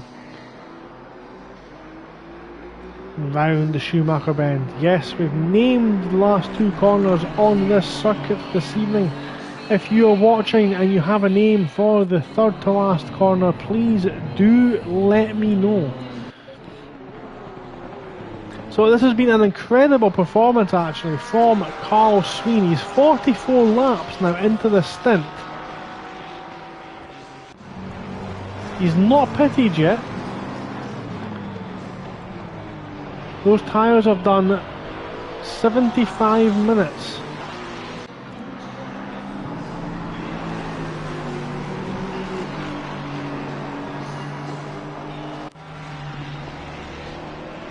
Now this intended overtake here, I think he's let him go intentionally as Barros sneaks past Jernigan in the Lexus. Don't think there was much sneaking about that. I think that was, he let him go, it looked like. Don't worry too much, Dan Clegg's a long way behind Paul Alex on the back straight on this occasion. I'm keeping one eye on that one as well as car number 68 rejoins from the pit lane. That is Andrea Demi. They've rejoined from the pit lane a couple of times this evening as Sween navigates the lap traffic very well, very expertly, as you would expect. I just wonder how far him and Ben Godden can get their cars. They won't come out of the pits in front, that's an absolute fact, but they'll come out of the pits with less fuel on board and lovely fresh tyres, and will be able to drive faster. At least that's the theory anyway. I've rather have more potential to drive faster than these two in front. So that will be interesting to see how that one progresses. Carl Sween, Roland's in the background, they're keeping him honest. That'll be a good marker actually for what pace Sween's doing, because if Roland's can catch him. Remember, Roland is in the Pro-Am category. He was running fourth to be fair. They're similar qualifying pace, but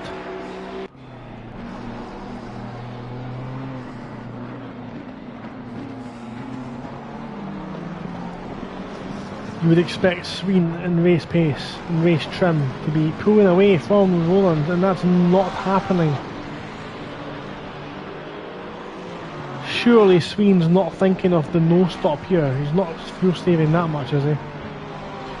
He's using every available millimetre off the circuit. He's right over almost every single curb, doing his best to keep that car going. As Hall tries to navigate the lap traffic and nearly sideswipes that Porsche. He manages to get round safely. Ben Gordon has threw in the towel. He's had enough. He dives into the pits. So Ben Gordon's going to give up P2 to Paul Alex. But that was expected. Now, they were a lot closer this time into turn one. But once again, Alex takes a lot of that curb and Clegg has to get on the brakes. Clegg's seen that one thankfully. Used his experience and got on the brakes early to make sure he didn't run into the back of him after he was unsettled on that sausage curb.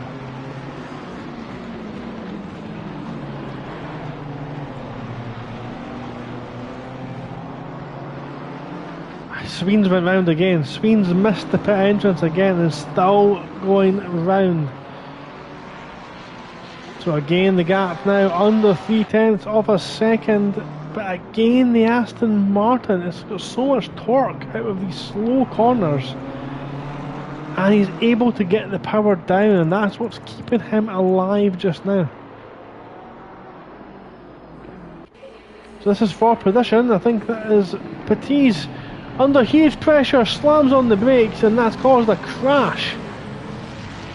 And that is the Lexus of Helmsden straight into the back off the Aston driver.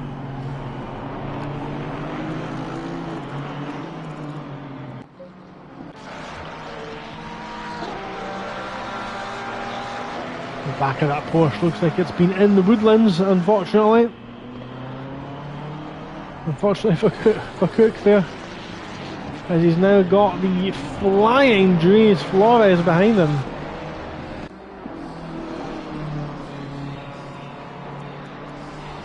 Here's an interesting situation developing, I think. No, it's not, it's fine. So Serene's still out there. Rollins is still behind him. So they're lapping at similar speeds just now. It looks like Rollins has caught him very slowly, it looks like.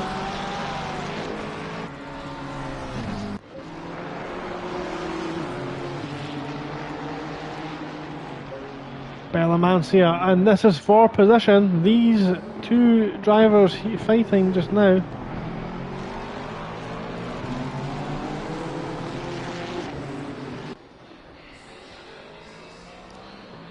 Bellamancia defends from Gallagher in the peril on the wall.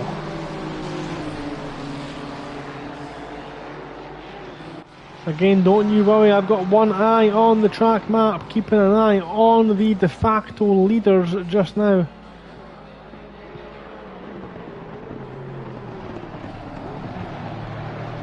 I actually spoke to Mick Adenall regarding the Honda this season, and I tell you what, I've never seen a driver so glad to want to throw a car in the ocean to dispose of it at the end of the season. He is absolutely done. He's absolutely going to be looking back in anger at choosing the Honda for this season.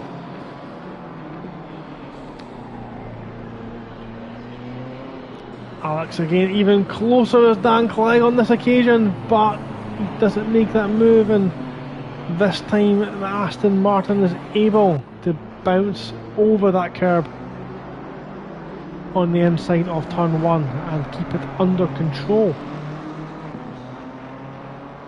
Once again, I'm going to have to nip the loo. Please don't let anything happen.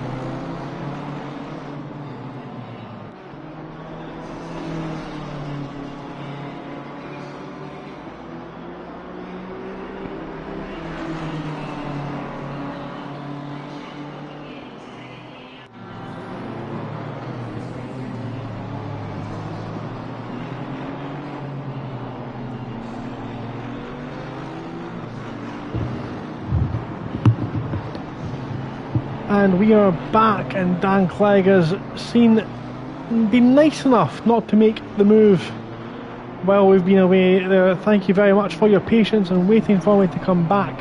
We are now 1 hour and 22 minutes into this finale, this epic finale, where we've been racing for such a long time, and the closest battle on track is indeed this battle for the lead of the race between the first and second in the championship.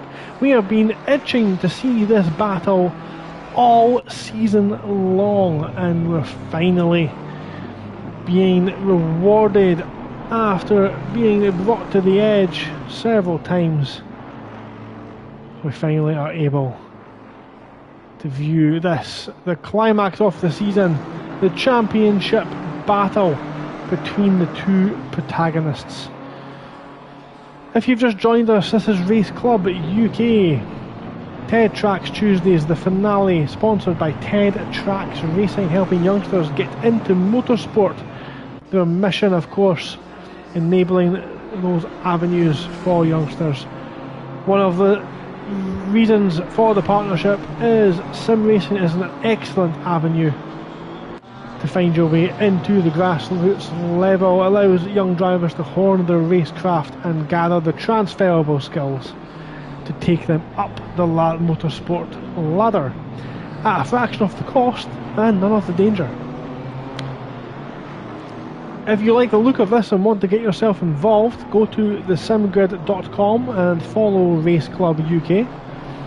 You can find sign up details and how to join the Discord on that website, and you can sign up if you want to take part to their driver swap 3 race challenge coming up in the next couple of weeks.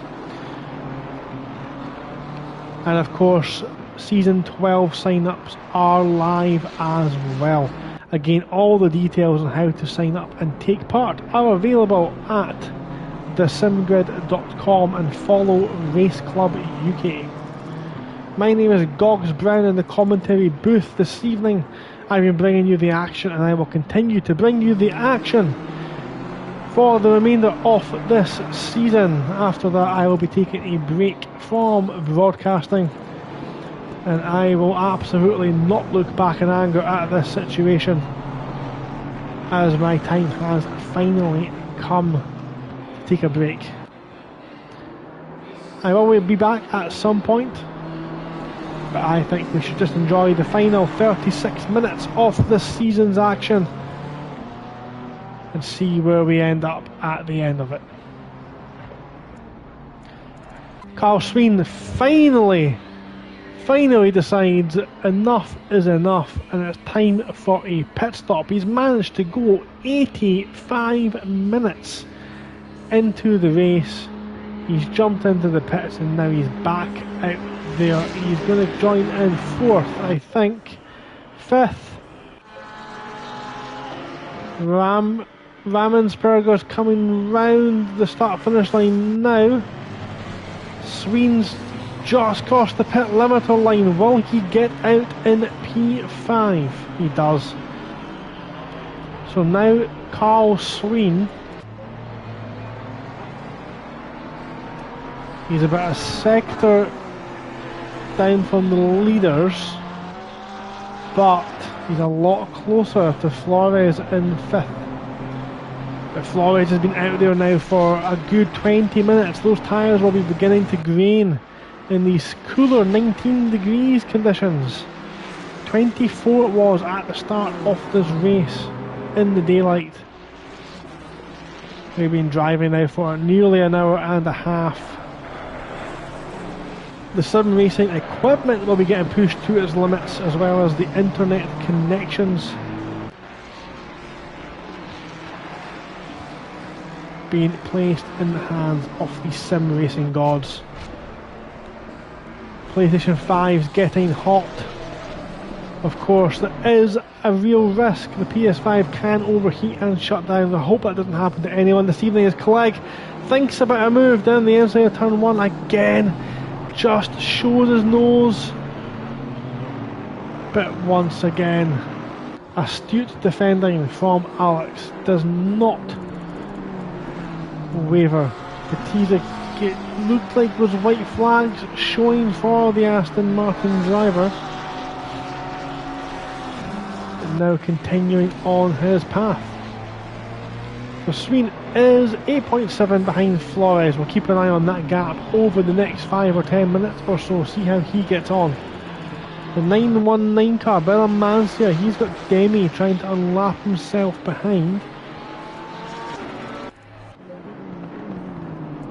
Take a quick jump there. They look very close coming down the back straight. I do apologise, I am looking to get everyone involved in the action this evening, but I don't want to look away for this battle for the lead for even a second. It's just so I'm amazed that we've gotten to 90 minutes through this race and they're still half a second apart. It's absolutely incredible. I've never seen anything like this in my 2.5 years of sim racing, for a race to go on for this length of time and still be this close between the front runners. And it's not even a driver swapped race. This has been a sprint. They've both been in the pits, they've both fixed damage, they've both bumped into each other, they've both had some excursions off track, and they're still this close to each other.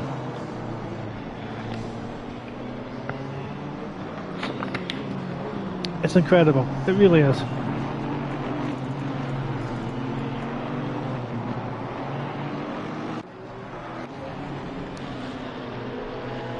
Dan Clegg's teammate Ben Godden still running there in P11. He's behind Herman. Herman got past him earlier on and he's not been able to make inroads since. As these two are oh, we've got a car playing WRC there on the infield, as Clegg looks like the back end just squirming under the right foot. His very, very delicate right foot under most circumstances. It wasn't there. Reminds me of that that meme. What's heavier? A pound of feathers or a pound of steel? It's a pound of steel, because steel is heavier than feathers. What am I talking about? Right, okay, so we're nearly at the half hour to go mark. This is the gap between the front two. Paul Alex and Dan Clegg battling all season long. And here we are in the finale at the Brickyard, and they're still battling wheel to wheel the entire time. Hall for the Piston Breakers is in third place, and again we've seen that. This is almost like a repeat of the first race of the season. As Clegg gets very sideways coming round turn 2, he's able to hold it and just keep the speed up. That's very impressive from the BMW driver. Hall's 15 seconds behind. Flores 2.8, and Sween's pegged unfortunately at 8.6 seconds. Now Sween pitted very late, only about 5 minutes ago, if you've just joined us. He's got a much fresher tyres than anyone around him. We'll see if he's got the pace. It'll cost him time, but we'll see if he's got the pace between now and the end of the race. That's car number 17 to make any inroads towards the podium. He was running third earlier on. These two still battling so hard. I think Clegg's maybe got another 2 or 3 tenths in him, but that is the widest Aston Martin I have ever seen. And no, it's not the easiest place to overtake. As Clegg, late on the brakes, nearly found the rear wing of Alex. I'm sure none of these guys want to end up in the pit again. If they do pit, Hall will mop up that race win, but let's remember Flores is only 2 seconds behind him, as Flores decides he doesn't want that apex.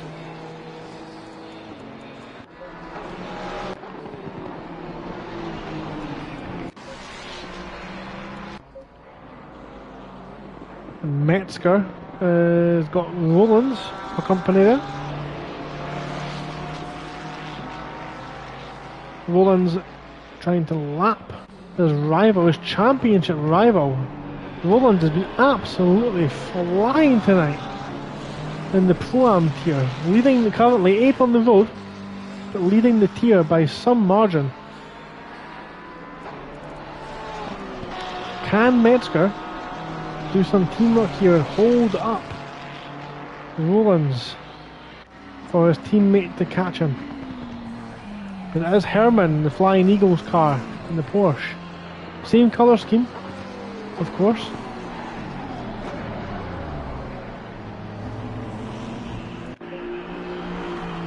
It is quite a gap, isn't it? It's quite a distance as Cook gets off track to let those guys through. Rollins still behind him.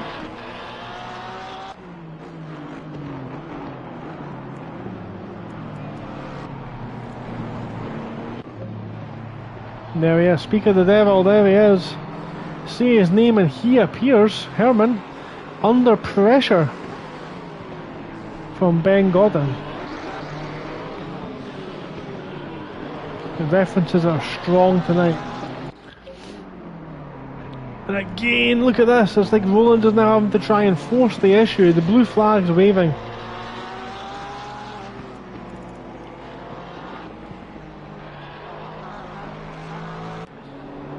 But the blue car not moving. So there's some action, pockets of action now appearing around the track. The 96 and 95 cars, Herman and Ben Godden fighting for P10. Godden thinks about it down there into the 90-degree left-hander at the end of the straight. He flies over those curbs. It really is a sight to see.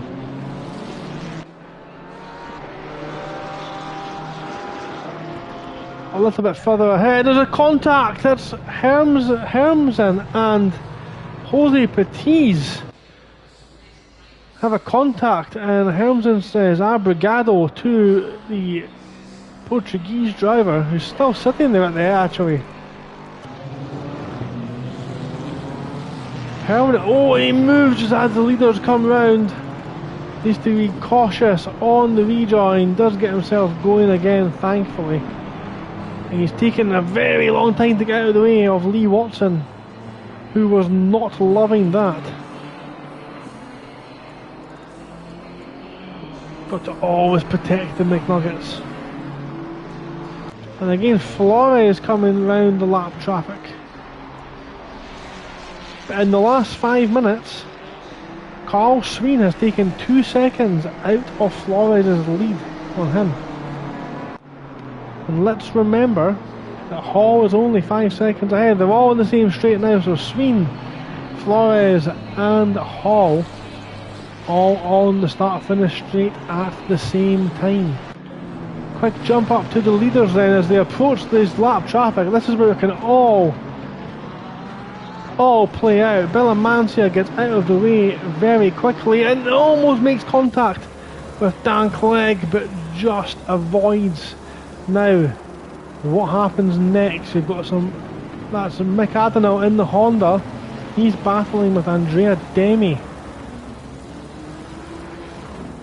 He's trying to get past as well. Now, this is really holding up Alex, and I think Dan Clegg's eyes have just lit up.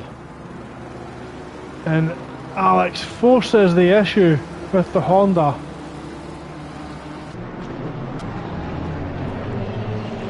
It was a little bit deep. I honestly thought the Honda was going straight into the side of Dan Clegg there. Through Rebellion turn into the Ralph Schumacher bend.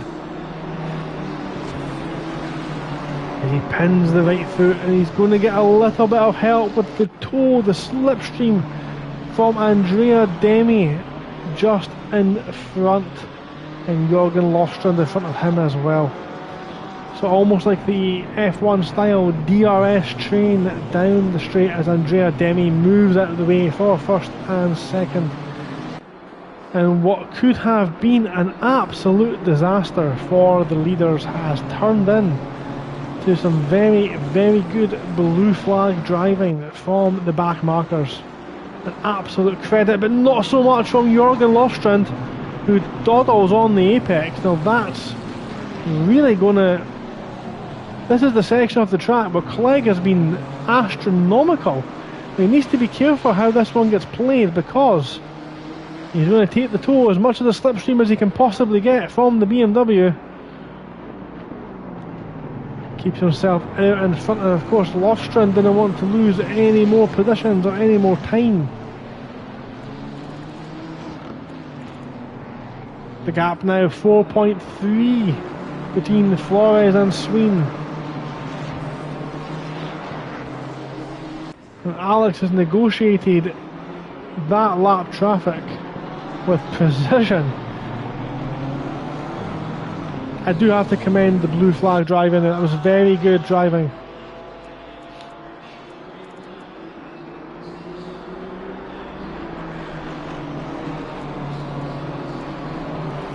Ben Gordon's got himself ahead now of Herman.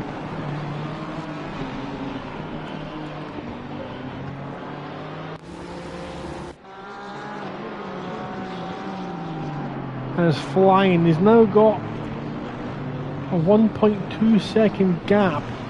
Let's see if he can close in, because he pitted quite late as well. Not as late as Carl Sween, but he did pit very late, so he'll be on nice fresh tyres. Some lovely sticky rubber boots for that BMW as he chases after the Lexus driver.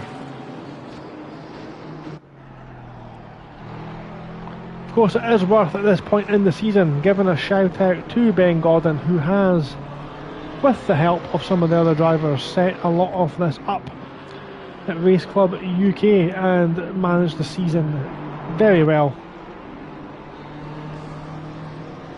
alongside Dan Clegg and Michael Admiral. And if there are any other league admins I have forgotten about, I do apologise, but it's been an absolute pleasure to work with you guys for this season. So 20 minutes off the season to go,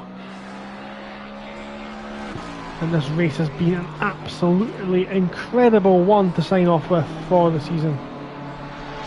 So thank you once again to the team at Race Club UK, and of course the team at Trax Racing as well. Do have a look on your Instagrams and Facebook for Trax Racing for some detail about all the good work that those guys do.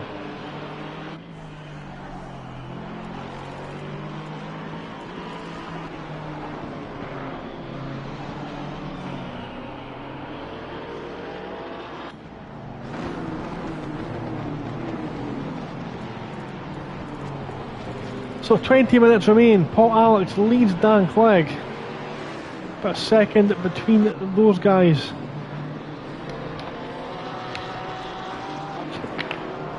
Hall is in third place, occupying the final podium spot. Flores in fourth with the fastest lap of the race in that Ford Mustang. Carl Sween has been eating into that gap over the last 10 minutes, little by little, squeezing that gap and driving that wheels off that Grello Porsche.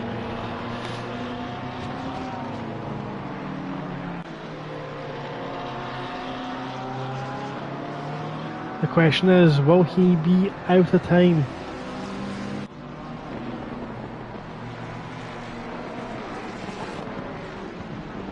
In P6 we have Ramensperger, who I've taken all season to learn how to pronounce their name, to be told to call them Rami about 2 days ago. That's very frustrating for me, but Rami's running well in P6 tonight. An absolute revelation and a newcomer to the league. He's done a fantastic job.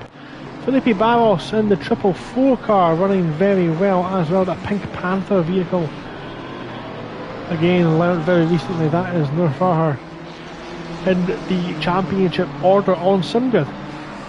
Things you'd look at when you pay attention. Now it's very close up front. Dan Clegg's all over the back off that Aston Martin once again, as we were taking a look through the field. Some might say Dan Clegg is trying to pounce on Paul Alex, who is determined to live forever out there at the front and taste the champagne supernova. Yes, I've made that a pun about 9 times this evening, but there is a meaning behind it. If we look, we do have some drivers, very famous names on the grid this evening in the Pearl Honda Wall cars.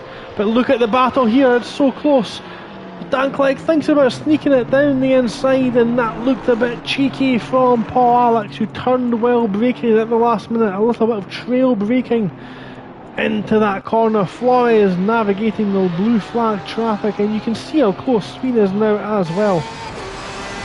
The Sween is closing that gap down very nicely.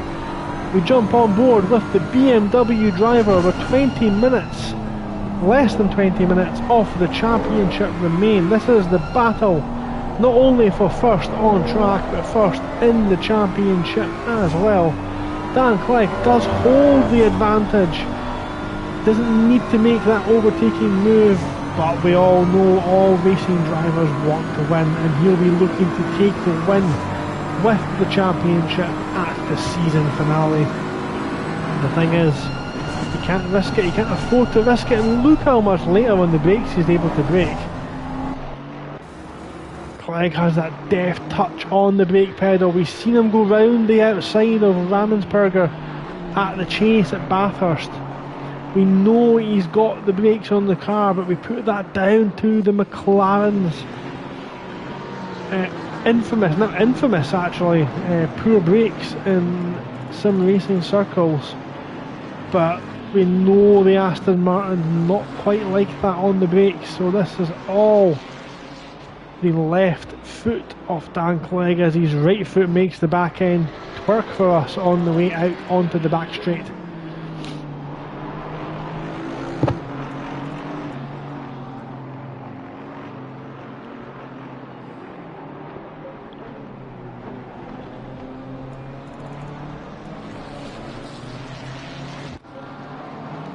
Carl Sween now navigating through the traffic, and again you can see the Mustang just in front of him, so that Porsche is running very nicely just now. He did qualify in P3, Hall was absolutely flying, had incredible race pace in that Ferrari. We've seen it all season long, he just comes through the field in the 111 piston breakers car. But the question is, can he hold on to that third spot? Sween's flying the gap now, 2 seconds between those drivers. So Rami's got a couple of cars just in front of him there. The number 15 car, that is Chris Clements. He's holding off Belamantia, just got past Belamantia rather. That's Carl Sween being let through by the McNugget car. The Grello Porsche and the McDonald's car. Interesting bit of trivia actually for you all. 50 minutes left of the season. I'll drop this tidbit, this little McNugget of information. Tomorrow is McDonald's birthday. McDonald's restaurant, fast food. Just so you know. Went there tonight actually, first time in a long time. Strongly recommend. Grilled chicken wrap, very nice. Make sure you don't get the mayonnaise, not for me. But yeah, McDonald's birthday, and tomorrow on the 4th of September. Can't believe we're in September already. This season is written so quickly. And just in honour of McDonald's birthday coming up, there is the McDonald's car. Lapping P13, 4th in class is Watson. He's showing us 13 seconds behind Lofstrom just now.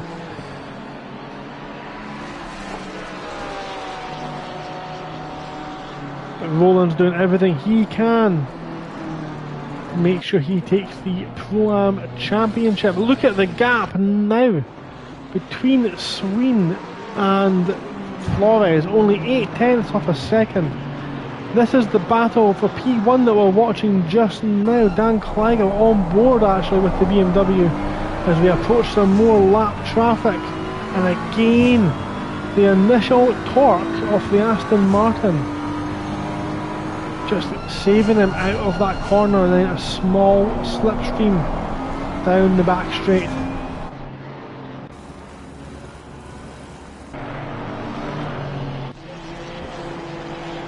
Look how close these two are now onto the back straight as well. Not quite the same gap up at the front, but we'll keep an eye on it. Absolutely, we'll keep an eye on it. And just here as well, this is Helmsen's being caught by Ben Godden. Ben Godden, the other driver who went late on the pits. As Helmsen straight into the wall, goes full Ralf Schumacher on the way into the start-finish straight, and he moves over late. Now that's, is it a defensive move? It's a clean defensive move. And Ben Godden is going to get through. Heart and mouth moment. And again, Clegg has to hold off. But look how close Carl Sween is. You jump on board with the Porsche driver. This is the view that they get. We've got the inside line. We're going to jump into the helicopter and very close to the wall again. The Sween has to pull out of that one, and look at the Mustang just go the straight line speed off the Ford. Defends from the ever-present Carl Sween on the fresher tyres. So the strategy of going late worked for Ben Gordon. He's got himself up from 11th before the pit stops up into 9th. He's made a position on a driver in class. Oh, Sween's been off. As is Flores. There's been contact between Sween and Flores around turn 4. Flores is rejoined behind Rami, so Flores now in P6. And where's Sween? Sween's behind Sween's up to 4th. And Flores down to 6th. That one might not be over. We might hear more of that in the steward's room.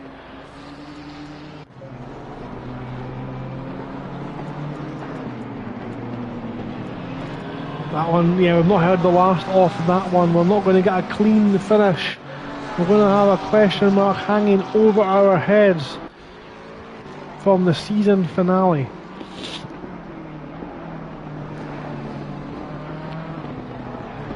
There's still the battle for the lead, still the closest battle on track after 110 minutes of sim racing, high octane action.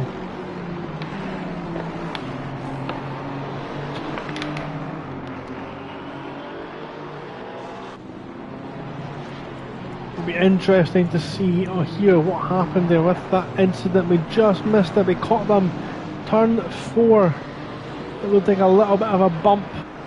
Clegg now falling off the back a little bit off Paul Alex. Maybe he's just going to let the tyres come back to him over the next lap or two and go for one final charge. Now Sween looks to be carrying a fair whack of damage. He's got a lot of understeer there in that car. The front end not doing what it's told by the American, and that's allowed Rammensperger to close up the gap and finish, hopefully for his sake anyway, not hopefully for Sween's sake, finish strong.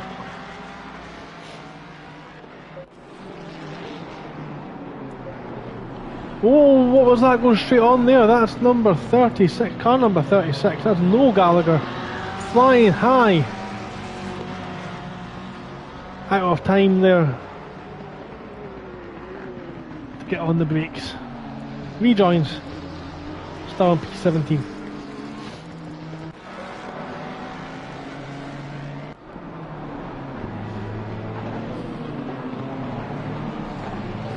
So this is Rami still applying the pressure to Sween. Sween looks like he might have recovered a little bit now. Sometimes after a little bit of damage you need to get a lap under your belt just to get going again. You learn where the car grips and doesn't, and you can control it, but he's had to do a massive confidence lift so he doesn't smash into that wall. Now we've got Porsche versus McLaren down the main straight. Rammensperger's down the inside of Carl Sween and takes the position. Sween down to 5th, Rami up to 4th.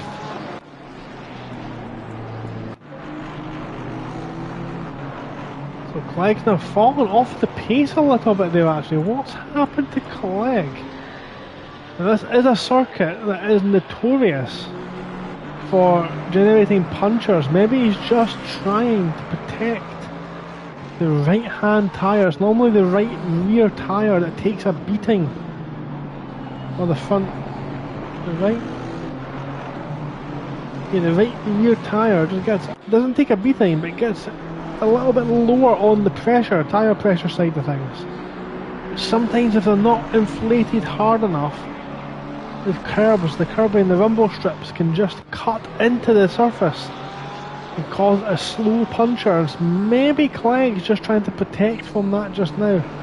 Bring the pressure back up. You stay off the curbs, the pressure comes back up because the temperature comes up in the tyre, and that allows Need to then attack the curbs a lot harder. So maybe he's just going through phases of that. We've seen him sort of back off and attack, back off and attack all night. So maybe that's what's going on here. Maybe some racecraft by the championship leader.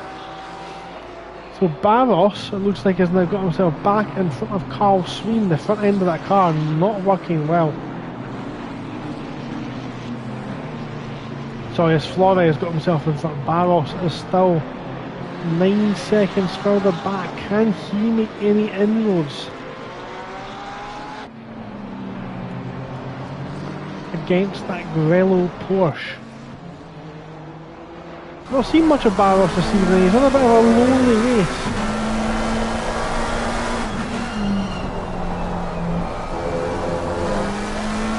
We had the track guide earlier on. This is what the track looks like at night. It is a different animal. It does have floodlights. It's one of the more brightly lit tracks on the calendar at night time. Kyalami was exceptionally dark. If you cast the line back to that one, and Donington as well. Donington had a night race, and that was pretty tricky for the drivers as well. This is looking back at the Mustang's rear wing and the Grello Porsche of Carl Sween. Car number 9 off track. That is Jorgen Lofstrand. It's off track there at the Rebellion turn.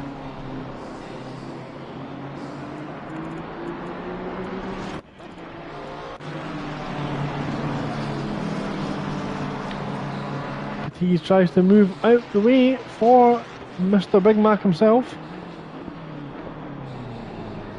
There's Rami that comes through as well.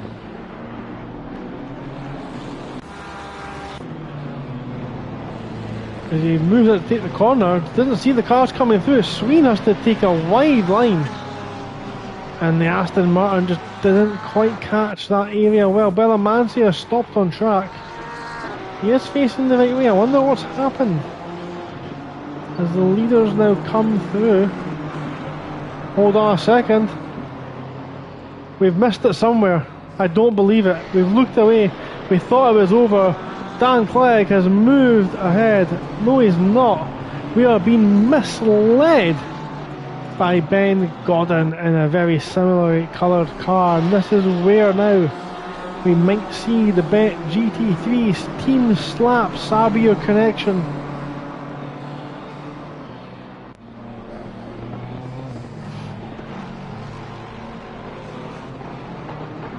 Come into play. Will Ben Godden hold up Paul Alex? And we see the Honda Wall car getting out of the way. And Alex get very fair driving from Ben Godden. We had absolutely no right to question and bring his integrity into question there, but we done it anyway to build drama for the stream. Unfortunately, he had other ideas and decided to be a good person and not get involved in the championship fight. Here we go again. It's Carl Sween on the inside of Flores. They go around the outside, there's slight contact, there's door banging, and once again they're battling hard as they come round to turn 4. This is where they made contact last time. Sween sideways. And it's an undercut from Flores as Sween ends up off the track. A little bit too much speed over that inside curb and it spat the Porsche out. And Flores retains P5. 3 minutes remain.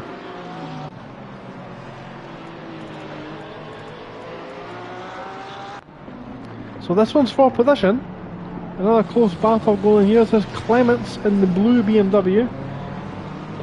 Chasing down the McFlurry dispenser of Lee Watson. Oh, Andrea Demi nearly collected by the chasing BMW there.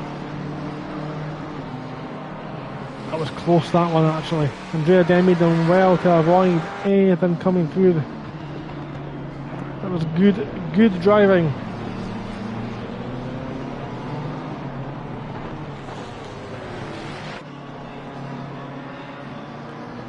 Yeah, this one is for position. The BMW versus BMW Power. Tyres beginning to get a little bit second hand in the cooler temperatures.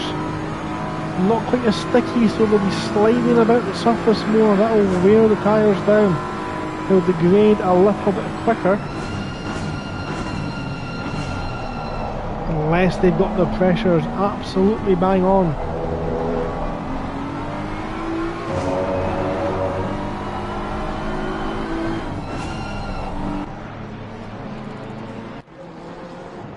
This one's for position as well. Herman versus Hermsen. This has been raging on for a while now, actually. The Lexus and the Porsche had a race.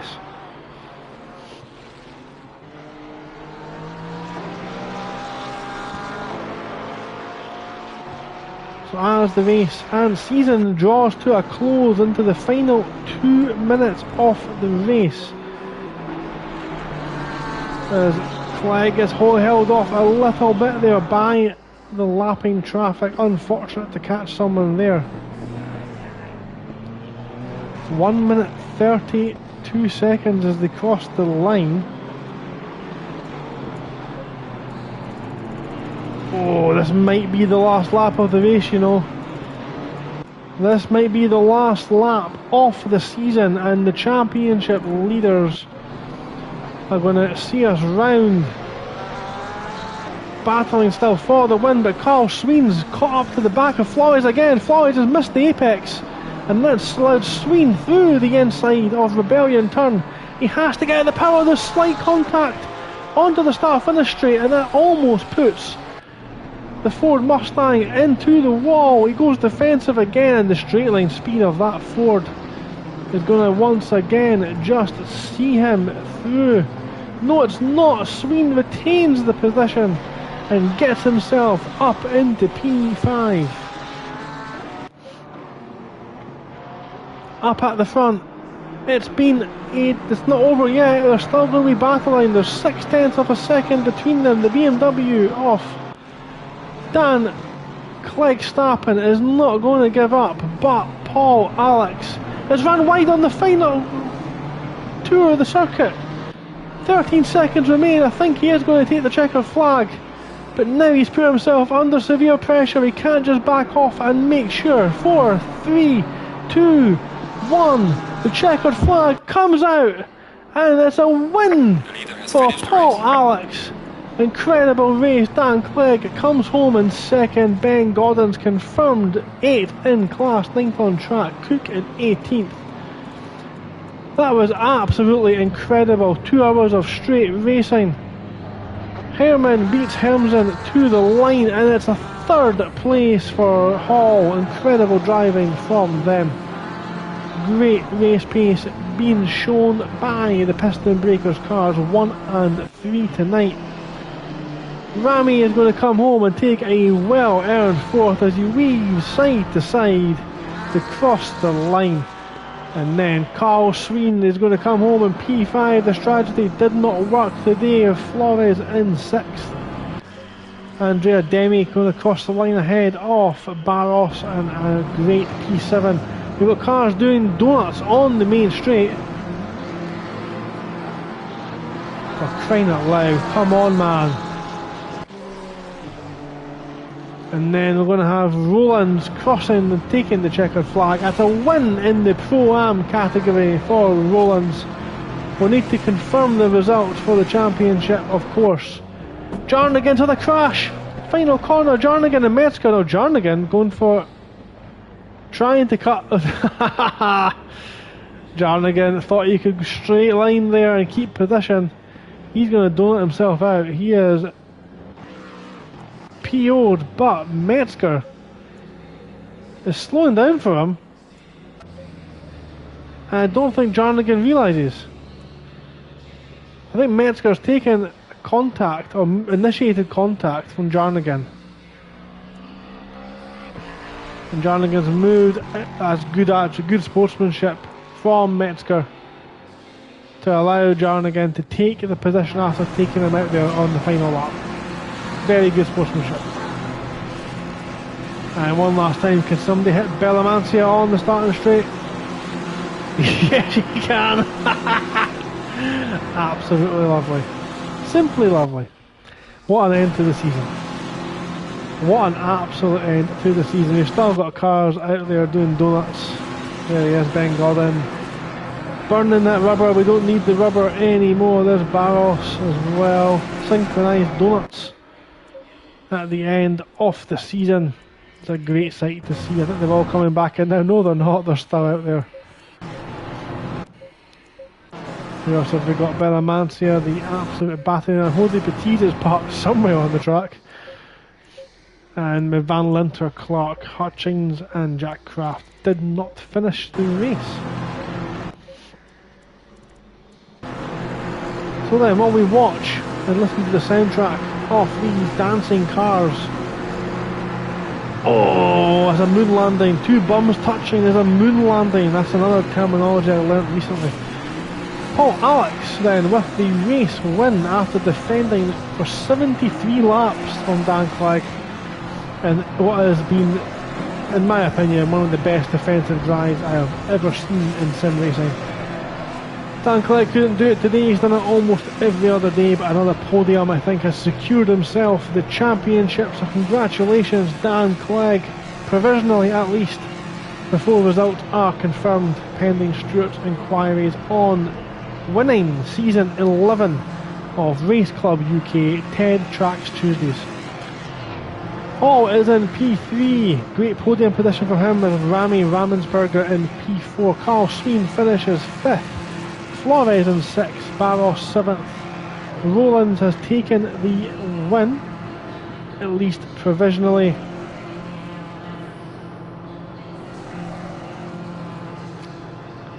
In the Pro-Am category.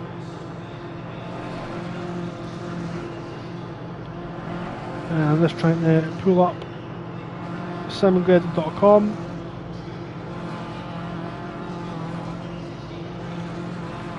to find out if he's now in the contention for the championship. Ben Gordon in P9, Herman 10th, Helmsden in 11th, Lofstrand 12th, Clements 13th, Watson 14th, Jarnigan 15th, Metzger 16th.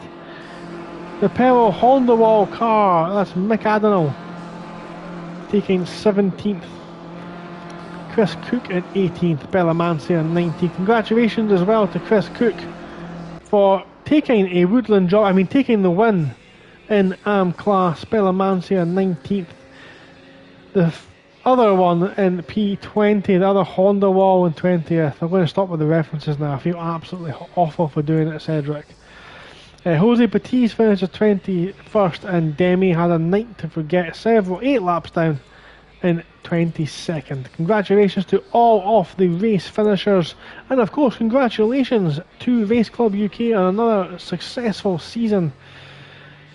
It's been an absolute honour to commentate and bring the action to everyone every single week this season. Thank you all very much for joining in, commenting on the Discord, and of course if you are watching the YouTube back later on, please do remember to like and subscribe to the Race Club UK channel. This is, as I mentioned earlier on, unfortunately my last transmission from the comms box for Race Club UK, at least in the short term. I'll be taking a break from the commentary booth. Not to say I won't be back, but I do wish everyone the best of luck for the mini-series, the Driver Swap mini-series coming up over the next coming Tuesdays. And of course, Season 12 with sign-ups now live on SimGrid. Do follow Race Club UK. All the details on how to sign up and join the Discord are on there. Thanks again everyone for watching. Again, it's been incredible to have you all with us for the season. Until next time, take care. Good night.